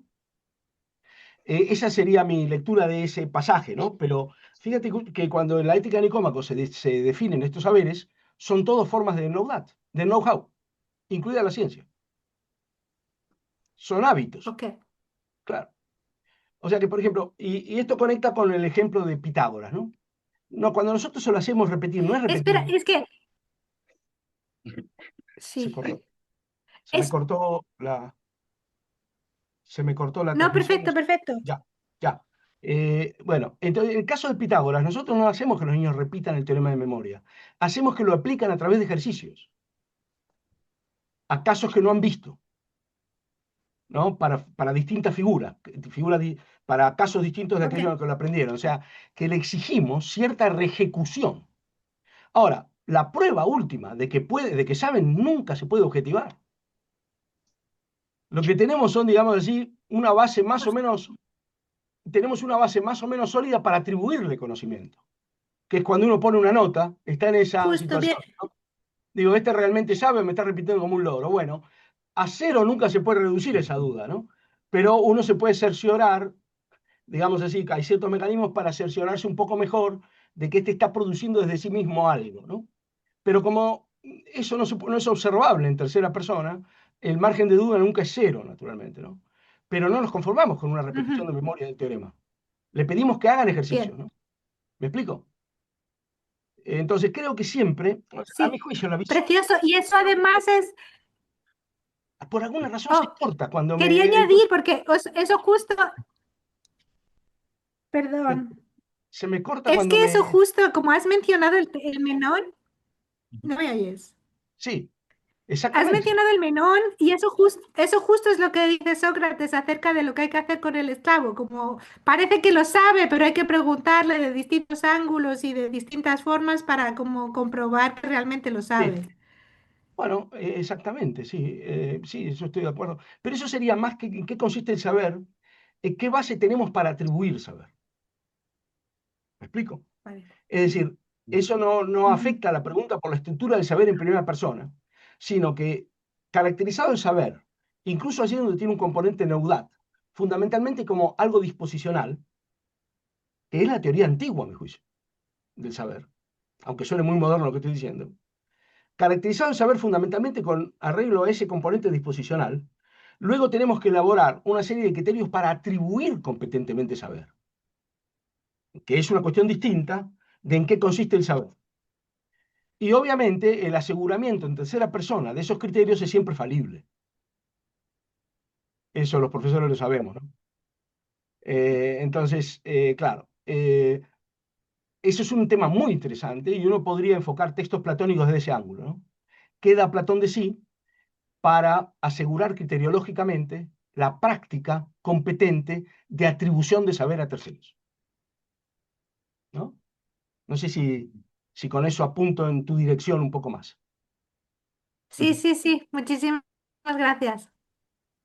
Muchas gracias. Tenemos tres manos más pedidas. El primero, Agustín Buceta, por favor. Hola, ¿se escucha bien? Sí, Sí, sí, perfecto. Ya. Bueno, primero que nada agradecer la invitación a este coloquio, ¿no? Muy interesante y agradecer también al profesor Alejandro, ¿no? Por su exposición, como lo han dicho ustedes, muy iluminadora también, ¿no? Eh, bueno, la pregunta que yo quería hacer es un poco técnica, si se podría decir, ¿no? Eh, yo no soy filósofo, soy psicólogo, pero terminé metido leyendo a Platón a partir del psicoanálisis, ¿no? Leyendo a Lacan y como que hay unas lecturas de Platón y de Sócrates bien interesantes que tienen mucho que aportar al saber hacer, a la práctica psicoterapéutica, ¿no? Entonces, por los azares como de ese interés, de esa investigación, terminé metido en una tarea que yo diría que va más hacia el fracaso que hacia el éxito, ¿no? Que es que Enhorabuena. empecé a... Claro, ¿no? De amigos empezamos a traducir un libro de un filósofo australiano, Adam Bartlett. El libro se llama, esta es nuestra traducción, ¿no? Badiou y Platón, una educación por verdades, ¿no? Y ha sido un trabajo bastante arduo, ¿no? Sobre todo para nosotros que no estamos tan familiarizados como con los estudios de Platón, ¿no? Con las distintas traducciones y todo eso, recién nos estamos metiendo ahí. Entonces yo quería hacer una pregunta al profesor Alejandro, a los demás también, si creen que pueden como ayudarnos un poco, que es algo así como un problema de traducción, ¿no? Y que aquí con la presentación del profesor Alejandro a mí me parece como que puede ayudarnos, ¿no? Y es la traducción del término en inglés, ¿no? Que es knowledge. Ah, Knowledge, también el know-how, know-that, ¿no? Nosotros nos encontramos con el problema de que en español tenemos tanto conocimiento como saber, ¿no? Y que lo usamos muchas veces indistintamente. claro. Pero en la literatura psicoanalítica, ¿no? De un psicoanalista compatriota argentino, ¿no? De ustedes, o del profesor Alejandro, Soy chileno eh, también. ¿Cómo? ¿Perdón? Soy chileno también, me hicieron chileno. Ah, chileno, mire, somos compatriotas, Así que entonces. mis defectos se han visto moderados un poco. Bueno, en un libro de Bruno Bonoris, ¿no?, que se llama El nacimiento del sujeto del inconsciente, él ahí plantea una diferencia entre conocimiento y saber, ¿no? Así como muy reducidamente dice el conocimiento es una relación un poco más imaginaria, mientras que el saber es una cuestión más simbólica, estructural, no significante. Entonces eso, quería preguntarle si, ¿cómo podría orientarnos para poder decidir la traducción de este concepto, ¿no? Agustín, estoy totalmente superado por tu pregunta. Los alemanes tienen una manera de decir que es überfragt, ¿no? La pregunta me supera totalmente porque mi conocimiento de Badiou y todo eso es nulo. No, a ver, nulo, digamos, pues si le llamo conocimiento es nulo. Pero el tema que tú planteas es un tema crucial en la traducción de estas cosas porque el vocabulario del conocimiento en estas lenguas no es coincidente. No es Mm, coincidente ni en griego con el español, ni en griego con el inglés, ni en inglés con el español, ni en el alemán con el inglés. Tenemos una ensalada tremenda en el vocabulario del conocimiento. Te mm, digo dos cosas que yo veo desde el español. Lo digo muchas veces en clase hablando de Kant, digo esto, porque para entender a Kant, si uno se orienta en nuestra noción de conocimiento, se va a ir por el lado equivocado. Entonces, nosotros cuando hablamos de conocer, en la lengua habitual, no me refiero ahora de las cosas que nos cuentan en la Facultad de Filosofía, que solo nos confunden el doble. Me digo en la lengua habitual. Cuando habla de conocer, ¿no es cierto? Es tener familiaridad con algo. Conozco la ciudad. mm, O conozco a alguien. Si digo que es un conocido porque todavía no es un amigo. O sea, conocer en nuestro uso habitual tiene un uso desperfilado, al lado de una familiaridad que no implica conceptualización ni nada por el estilo. mm, ¿Me explico? mm, Mientras que saber es mucho más exigente. Porque saber es una categoría de éxito. Ernest Sosa, un gran epistemólogo, que lo hicimos invitar a Pamplona una vez, pero bueno, extraordinario epistemólogo de la virtud, epistemólogo de la virtud. Eh, Dice que es un título honorífico epistémico el saber. Entonces, el saber no puede ser falso o no puede ser desacertado. Pero saber tiene la ambigüedad entre saber qué y saber cómo en castellano. Porque yo digo, por ejemplo, sé que París es la capital de Francia. Eso es know-that. Y digo, sé andar en bicicleta. Eso es know-how. Ahora, en los dos casos está el hecho de que eso acredita una competencia o algo que no puede ser desacertado en su ejercicio. Porque si es desacertado no es saber. ¿Me explico? mm, Pero ya ves ahí la diferencia que tenemos entre la familiaridad por un lado, el mm, know-how y el know-that por el otro. Y el know-how mm, y el know-that metido en la noción de saber sin discriminar en castellano. Por ejemplo, en alemán no se puede decir que yo sé alemán.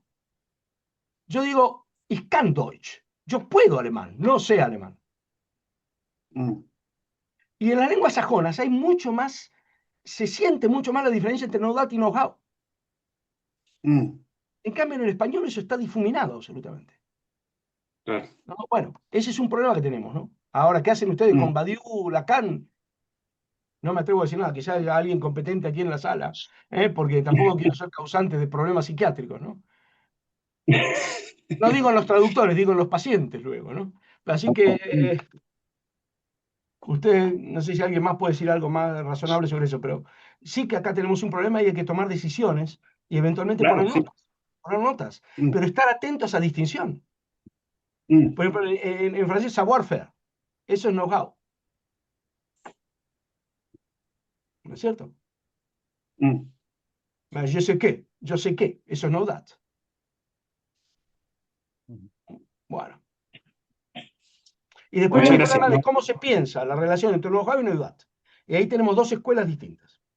El mm, proposicionalismo, incluso radical, hay gente que dice que todo know-how se reduce a know-that. Timothy Williamson, por ejemplo. Y yo estoy de la vereda opuesta, inaugurada, por ejemplo, por Gilbert Ryle y otros, incluidos, a mi juicio, Platón y Aristóteles, que es que dicen que en realidad el know-that es un fenómeno no autosustentado. Se apoya directa o indirectamente en el know-how.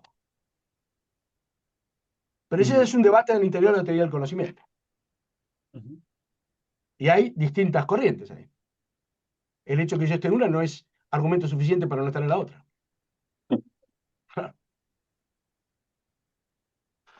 ¿No? Pero bueno, eso es lo que podría decirte, así, de una manera un Sí, poco no. externa. No, no, igual aclara harto, ¿no? Porque nosotros justamente estábamos con este problema de que es un punto donde hay que decidir, pero no teníamos como una base, un sustento como para poder decidir la decisión. Mira, cuando uno estudia Kant, Pero por sí. ejemplo, le dicen, Kant se ocupa del conocimiento, pero el conocimiento en Kant no es Kennen, que es la familiaridad, Mm, es Kennen, que es siempre acto objetivante. Por eso Kant dice que, por ejemplo, el juicio es Kennen, conocer, pero la percepción no. En cambio, mm, cuando nosotros nos dicen la percepción no es conocimiento, uno dice, ¿cómo? Kant está equivocado. ¿Me explico? sí. Pero para Kant sería imposible decir que la percepción es Kennen. ¿Cómo va a ser Kennen si no hay ahí el acto tematizante, objetivante? Kennen es más parecido a nuestro reconocer. Ustedes recuerdan el pasaje de Hegel, Hegel en la fenomenología dice, lo conocido, bekannt, por el hecho de ser conocido, bekannt, no por ello es reconocido, erkannt. Mm. Es un gran problema, ¿no? Entonces, Bueno, eso, la torre de Babel filosófica, ¿no? Tratar de ser preciso con el lenguaje natural. claro. Mm. Muchas gracias. Pasamos, si les parece, a la siguiente pregunta, que es Claudia Carbonell. Adelante, por favor. Qué gusto. Muchas gracias, Miquel. Muchas gracias, Alejandro, por esta exposición tan interesante. Espero poder leer pronto el texto. Quería hacer una pregunta, bueno, a ver cómo la formulo, porque se refiere a esto que tú decías en algún momento del saber de oídas, que bueno, que propiamente no es saber, ¿no? En esta discusión en la que estamos teniendo, pero hay un pasaje al que hiciste de toda referencia, que es em, cuando Sócrates lleva la tesis o la afirmación de Teteto sobre el saber como percepción a, a Protágoras y le dice, bueno, tú no has formulado, no has hecho una definición vulgar, sino que esto tiene antecedentes y tú lo has leído en alguna parte, ¿no? O sea, le hace como caer en cuenta que en realidad él ha leído el texto sobre la verdad de Protágoras, incluso el mismo Teteto dice, sí, sí, lo he leído, lo conozco y tal, ¿no? Entonces, mi pregunta va a que pareciera aquí que un saber actitudinal, disposicional, como el que decimos, o bueno, o afirman algunos, ¿no? Que es primero respecto del saber teórico. Aquí parece que fuera consecuencia de un saber teórico. O sea, Teteto ha modificado la actitud natural, por decirlo así, con su lectura de Protágoras, y por tanto ya no estamos en sentido estricto ante una actitud, entre comillas, natural. Bueno, no sé qué nos puedas decir al respecto, porque estoy segura que tienes muchas cosas que puedas decir. No, no, son solamente cosas que se me ocurren en diálogo con lo que tú ahora me estás planteando, que es muy interesante. Pero yo diría esto, volvemos al carácter del texto, ¿no? Es decir, estos artefactos curiosos son un pivote externo entre dos disposiciones anímicas de dos sujetos distintos. El que produjo ese texto, supuestamente lo produjo, si el texto es razonable, y dice cosas acertadas sobre la base de saber. Eso está documentado de una manera completamente enajenada respecto de la disposición en una cosa externa que es un texto. Y esa cosa externa debería servir al otro como punto de apoyo para alcanzar una disposición análoga a la que tenía el que produjo el texto. ¿Me explico? Pero el texto mismo no contiene saber, no podría contenerlo. Es un punto de apoyo para la posibilidad de que el otro comprensivamente se haga cargo de lo que el texto dice. Una mera recepción pasiva de lo que el texto dice sería no entenderlo, o sería no, digamos, utilizar el texto como punto de apoyo para alcanzar genuino saber con su ayuda. Y eso creo que está muy vinculado con la crítica de Platón en la escritura, ¿no? Es decir, que de la que tampoco se excluyen los propios textos platónicos, ¿no? Es decir, bueno, el autor de la Carta Séptima dice esto de una manera muy radical, no sabemos si es de Platón, pero digamos, la ilusión de nuestra época, que es mucho más grave que la época de Platón, es la que Platón advirtió sin inteligencia artificial y sin conocer nada de la Internet, que es que uno cree que el saber está enlatado en el texto. Y en realidad el texto, pero pensemos lo siguiente, ¿no? El texto son unos caracteres extraños, dice Platón, que están convencionalmente vinculados con el lenguaje que representan. Ahora, saber hablar ese lenguaje es una disposición del alma, no está en el texto. Y saber leer ese lenguaje tampoco está en el texto. Y esas dos disposiciones anímicas son recién la condición mínima para poder entender el texto, si cabe. Y todo eso no está en el texto. Entonces, acá el problema no es el texto, es la ilusión textualista, por así decirlo, ¿no? Es decir, que es un intento de objetivar radicalmente el saber, de externalizar sin residuo el saber, cuando el saber es disposicional y por lo tanto personal. Y en tanto personal, no externalizable sin residuo. Esa es la tragedia cuando se muere alguien que sabe muchas cosas, ¿no? Yo cuando se murió mi maestro alemán dije, uy, ¿y ahora? La humanidad tiene que comenzar de nuevo. Porque todo lo que sabía este señor se lo llevó. Ahora, escribió muchos libros, sí, pero no está ahí. Lo que él podía hacer con esos libros, lo que él podía hacer con los textos, es así, ¿no? Entonces, Platón era a mi juicio, Platón tiene una clarividencia que no, yo no sé si es superable. Porque uno tiene un problema ahora con el alumnado, con la internet, etcétera, y dice, ¿quién vio esto mejor? Platón. No tenía luz eléctrica, qué sé yo.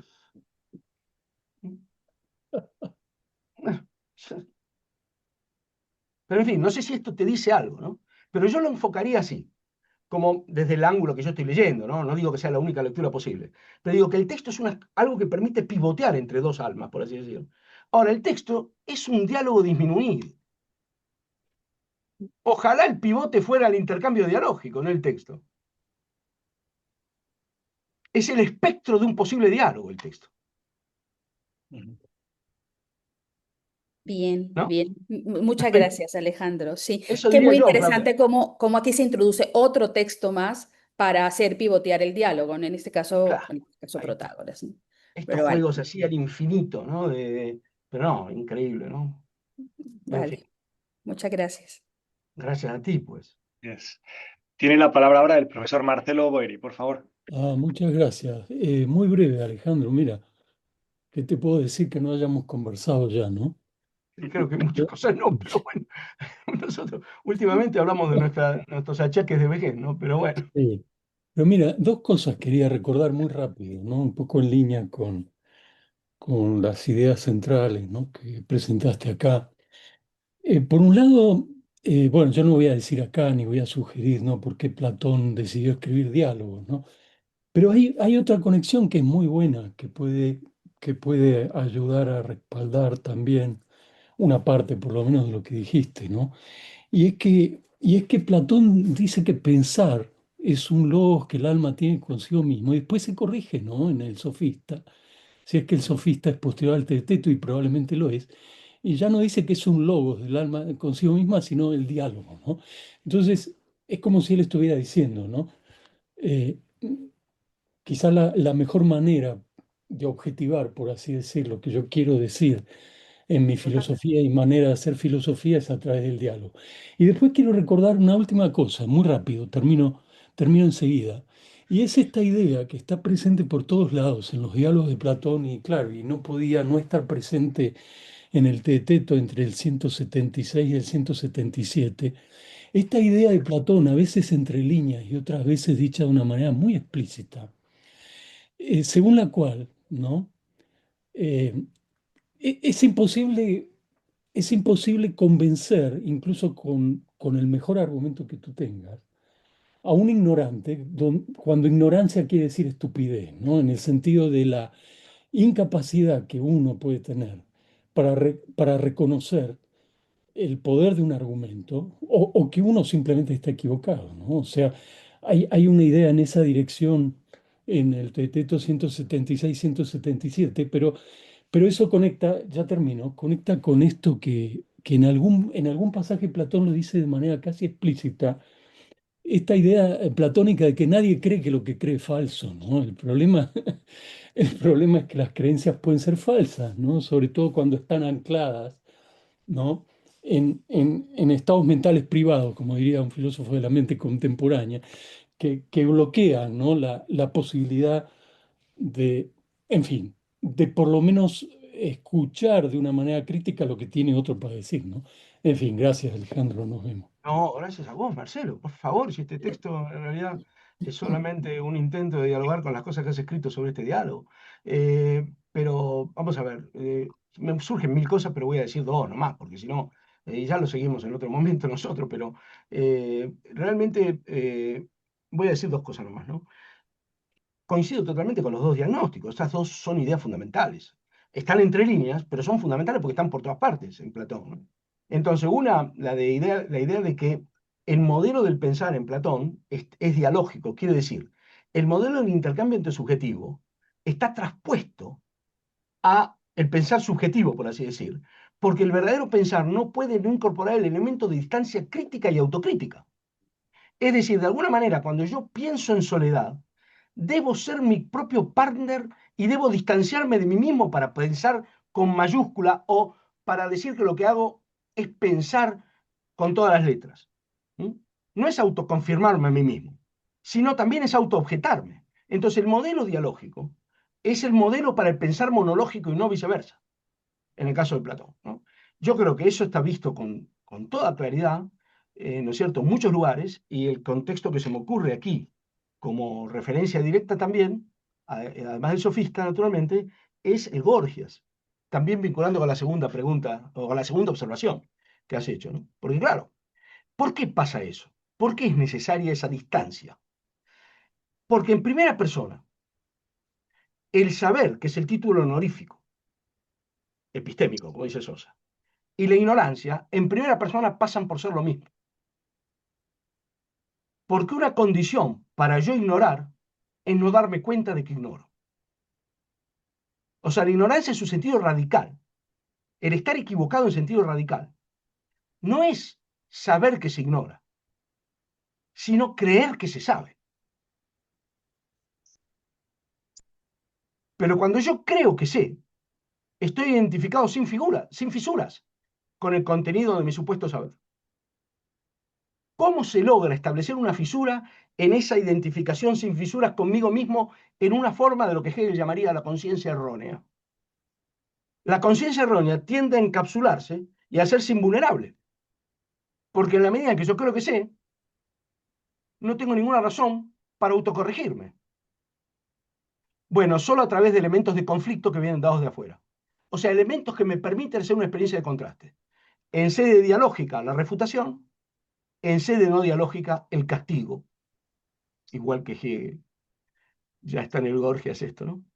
Y por eso el que no puede ser ni refutado ni castigado, si es ignorante, está condenado a persistir en su ignorancia, y es el más infeliz de los hombres, y ese es el tirano, al que nadie puede castigar, ¿no? Bueno, tirano equivocado respecto a su propio bien. Pero para mí esta es la esencia del platonismo y del socratismo. Si yo no estoy muy equivocado. Y lo demás es accidental. Pero esta es la herencia socrático-platónica a la idea occidental de racionalidad crítica. No sé si estás de acuerdo. Me dijo más o menos, algo así. Pero bueno, en todo caso ya lo conversamos. Gracias, Marcelo. Muchas gracias. Tenemos tiempo todavía para una pregunta más, que muy a mi pesar tendrá que ser ya la última. Es el profesor Javier Aguirre. Muchas gracias. Adelante. Hola, buenas noches. Bueno, casi buenas noches aquí. En fin, muchas gracias, Alejandro. Es un placer estar ahí con tantos amigos. Lo que voy a decir, creo, digamos, que hemos estado dando vueltas alrededor de esta cuestión y que tiene mucho que ver con algo que, desde luego, con los alumnos no nos cansamos de repetir, y es la idea esa que has comentado al principio de que realmente el diálogo no deja de ser un texto, y no es un texto donde se manifiesta o donde se, digamos, transmite doctrinalmente una serie de contenidos, sino que es realmente un drama literario, ¿no? Un drama literario, eso sí, con gran contenido filosófico y que en ese sentido hay que tomarlo y en ese sentido o desde esa perspectiva hay que leerlo. Ello, por supuesto, supone que hay que entender que Platón en los diálogos, que, repito, no dejan de ser textos escritos y fijados, él utiliza una cantidad impresionante de recursos dramáticos, ¿no? Y entre esos recursos dramáticos, yo creo que no hay que olvidar que se encuentran también las falacias. Es decir, que las falacias no me refiero a los distintos personajes que van recorriendo los diálogos, sino las propias falacias que el mismo Sócrates, ¿no? Digamos, utiliza o presenta de una forma, digamos, muy frecuente. Yo, en este sentido, no sé si estáis de acuerdo, entiendo que Platón tiene muy claro lo que ya se ha comentado aquí, que no hay saber como texto. No hay saber como texto. Pero no solo eso, no solo que no hay saber como texto, sino que no hay saber como discurso, digamos, plenamente fijado y que tampoco hay, digamos, que hay que andar con mucho cuidado con los criterios de autoridad, por ejemplo. En ese sentido, yo creo que es un aspecto, digamos, de eso que estabas comentando, ¿no? Sobre, digamos, el peligro de la escritura y el peligro del texto, porque muchas veces, digamos, podemos sencillamente asumir cosas que son inasumibles. Y muchas veces, en muchas ocasiones, Platón, digamos, pone en boca de Sócrates, digamos, unas falacias o unas actitudes, digamos, falacias que son tremendas. No sé, yo a veces tengo la impresión de que le está diciendo también al lector: ten cuidado con los discursos fijados, pero también ten cuidado, digamos, con lo que nos vaya a contar Sócrates. Claro, claro. Bueno, sí, bueno, muchas gracias. Un encanto conocerlo personalmente, profesor Aguirre. No nos habíamos visto, aunque esto de personalmente con el medio del Zoom, bueno, pero es una Sí, forma, ¿no? Una forma un poquito de inmediata de encuentro sí, personal. Pero bueno, gracias. Y sí, sí, o sea, estoy en esa línea totalmente. Sobre el uso de la falacia había un viejo libro de Rosamond Kent Sprague, ¿no? Plato's Use of Fallacy, sí, que es muy interesante porque pone el ojo en una cosa, que es que la falacia por sí misma no es mala, depende del empleo. claro, La falacia es mala cuando se usa para engañar, sí. pero hay un uso didáctico de la falacia. Por ejemplo, el que apunta a que el otro se dé cuenta de que eso es una falacia, Me ¿no? encanta lo que Entonces, comentas, me encanta lo que comentas porque yo en la próxima sesión hablaré de eso, bueno, fantástico, pues mejor. sí, Entonces, claro, en la parte. falacia por sí Sí, misma, yo recuerdo esto, ¿se acuerda usted el pasaje? Se acuerda seguro. El pasaje de Gama, donde Aristóteles distingue al sofista del filósofo y dice que en el fondo la única diferencia no es en modos de argumentación ni en tipos de que usted usa el bárbaro y el otro usa el falacia, no. Es una diferencia en la prohairesis tu viu, en la elección de vida. sí, Es decir, con los mismos recursos argumentativos, también con el uso de las falacias, se puede apuntar a objetivos de vida muy distintos. Y el compromiso filosófico es un compromiso con la idea regulativa de la verdad, digamos así. No con la pretensión de poseer la verdad, con la idea regulativa de la verdad. Entonces, con la que excluye la voluntad expresa de engaño. ¿No es cierto? De engaño que no sea transitorio. Yo puedo trazarle una treta a alguien, pero después que lo engañe digo, ¿viste? ¿Te das cuenta? Y eso no es un engaño maligno, ¿no? En cambio, la prohairesis sofística, así le llaman en refutaciones sofísticas, sofistiqué prohairesis, ¿no? Sofistiqué prohairesis. La prohairesis sofística, no. Ahí el objetivo estructurante de la orientación hacia la verdad no juega ningún papel, ¿no? Y sí, en cambio, la intención de engaño. Pero en el fondo, esta diferencia de posición vital no se puede objetivar. Uno no podría decir, bueno, si estamos en presencia de una falacia, estamos en presencia de un sofista. No necesariamente. O sea, dejemos de lado el hecho de que a veces se incurre en falacia por error, simplemente. Pero incluso de alguien que se vale de una falacia, en algún momento, no podemos concluir directamente que es un sofista. La evaluación esa es diacrónica y hay que ver en qué contexto. Entonces Sócrates usa muchas falacias. A Teteto, yo dije que hay una combinación de elementos de ayuda y de despiste a lo largo del diálogo. Y sin embargo, la intención del diálogo no es llevarlo, digamos así, a un engaño permanente, sino que se dé cuenta de ciertas cosas, ¿no? Bueno, como siempre ocurre en la vida, ¿no? La pretensión de poder objetivar estas distinciones es un buenismo inaplicable, ¿no? Uno tiene que ver qué es lo que está pasando, ¿no?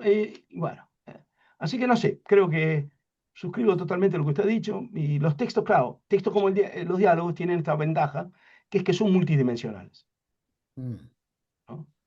Y por lo tanto pueden engañar, pero nunca van a producir el engaño que producen los tratados, que uno cree que los entendió. Sí. En fin, Muchas gracias, Alejandro. a usted, profesor.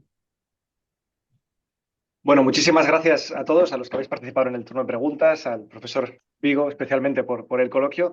Y ahora cedo la palabra a Ariel, devuelvo la pelota para que dé algunas indicaciones sobre el ciclo, sobre las próximas sesiones y ya cierre la sesión. Muchas gracias, Miquel. En realidad, muchas gracias a los profesores, a Alejandro por la exposición. Voy a confesar, estoy como los personajes laterales de un diálogo, viendo a todos Sócrates conversar, ¿no? Ese es el objetivo de nuestro encuentro, ¿no? Bueno, en fin, verlo al profesor Boeri, al profesor Vigo, al profesor Aguirre, a la profesora Carbonell, en fin, conversar para nosotros quienes estamos tratando de continuar el camino es sumamente enriquecedor y a eso apunta justamente este ciclo. Que su próxima sesión será, si no se tilda la computadora, será en junio. El profesor Javier Aguirre va a exponer una conferencia cuyo título es El guión o el silencio del Rapsoda, 4 de junio, 13 horas Argentina, 18 España, 12 Chile. En julio tenemos a Miguel Martí, que también está aquí, profesor también que va a exponer. Sócrates dramaturgo, Platón y la resignificación del asombro, Zauma, y la magia, Goetheia. 2 de julio, 13 horas Argentina, 12 horas Chile, 18 horas España. Y bueno, habrá otras conferencias y el cierre de este ciclo, vuelvo a agradecer al profesor Boeri por haber aceptado, será en noviembre, todavía tenemos que confirmar la fecha, pero el cierre del ciclo va a estar a su cargo, cuyo tema, después veremos si efectivamente ese es el título, lo adelanto, es Platón y su manera filosófico-literaria de hacer filosofía. De nuevo, muchas gracias al centro, muchas gracias a los colegas de Navarra y a la Universidad del País Vasco por coordinar, colaborar con estos encuentros, cuyo objetivo es ese, ¿no? Poder poner en diálogo a nuestros maestros de forma directa o indirecta que nos han formado y nosotros continuar con la formación. Así que eso, de nuevo, muchas gracias y no sé si Laura querés decir algo y si no, creo que hasta acá llegamos. Gracias, Alejandro. Gracias nomás, sí. Gracias a Solamente ustedes. gracias a todos, Alejandro. Bueno, lo que ya dijeron para no redundar, desde el centro solamente insistir en que es un espacio justamente en el que se pueda dialogar y sobre todo estudiar y seguir estudiando. Gracias. Bueno, Muchas gracias gracias. por todo y espero poder Hasta conectarme a luego. algunas al menos en el futuro. Hasta luego. Muchas gracias. Hasta luego. Gracias.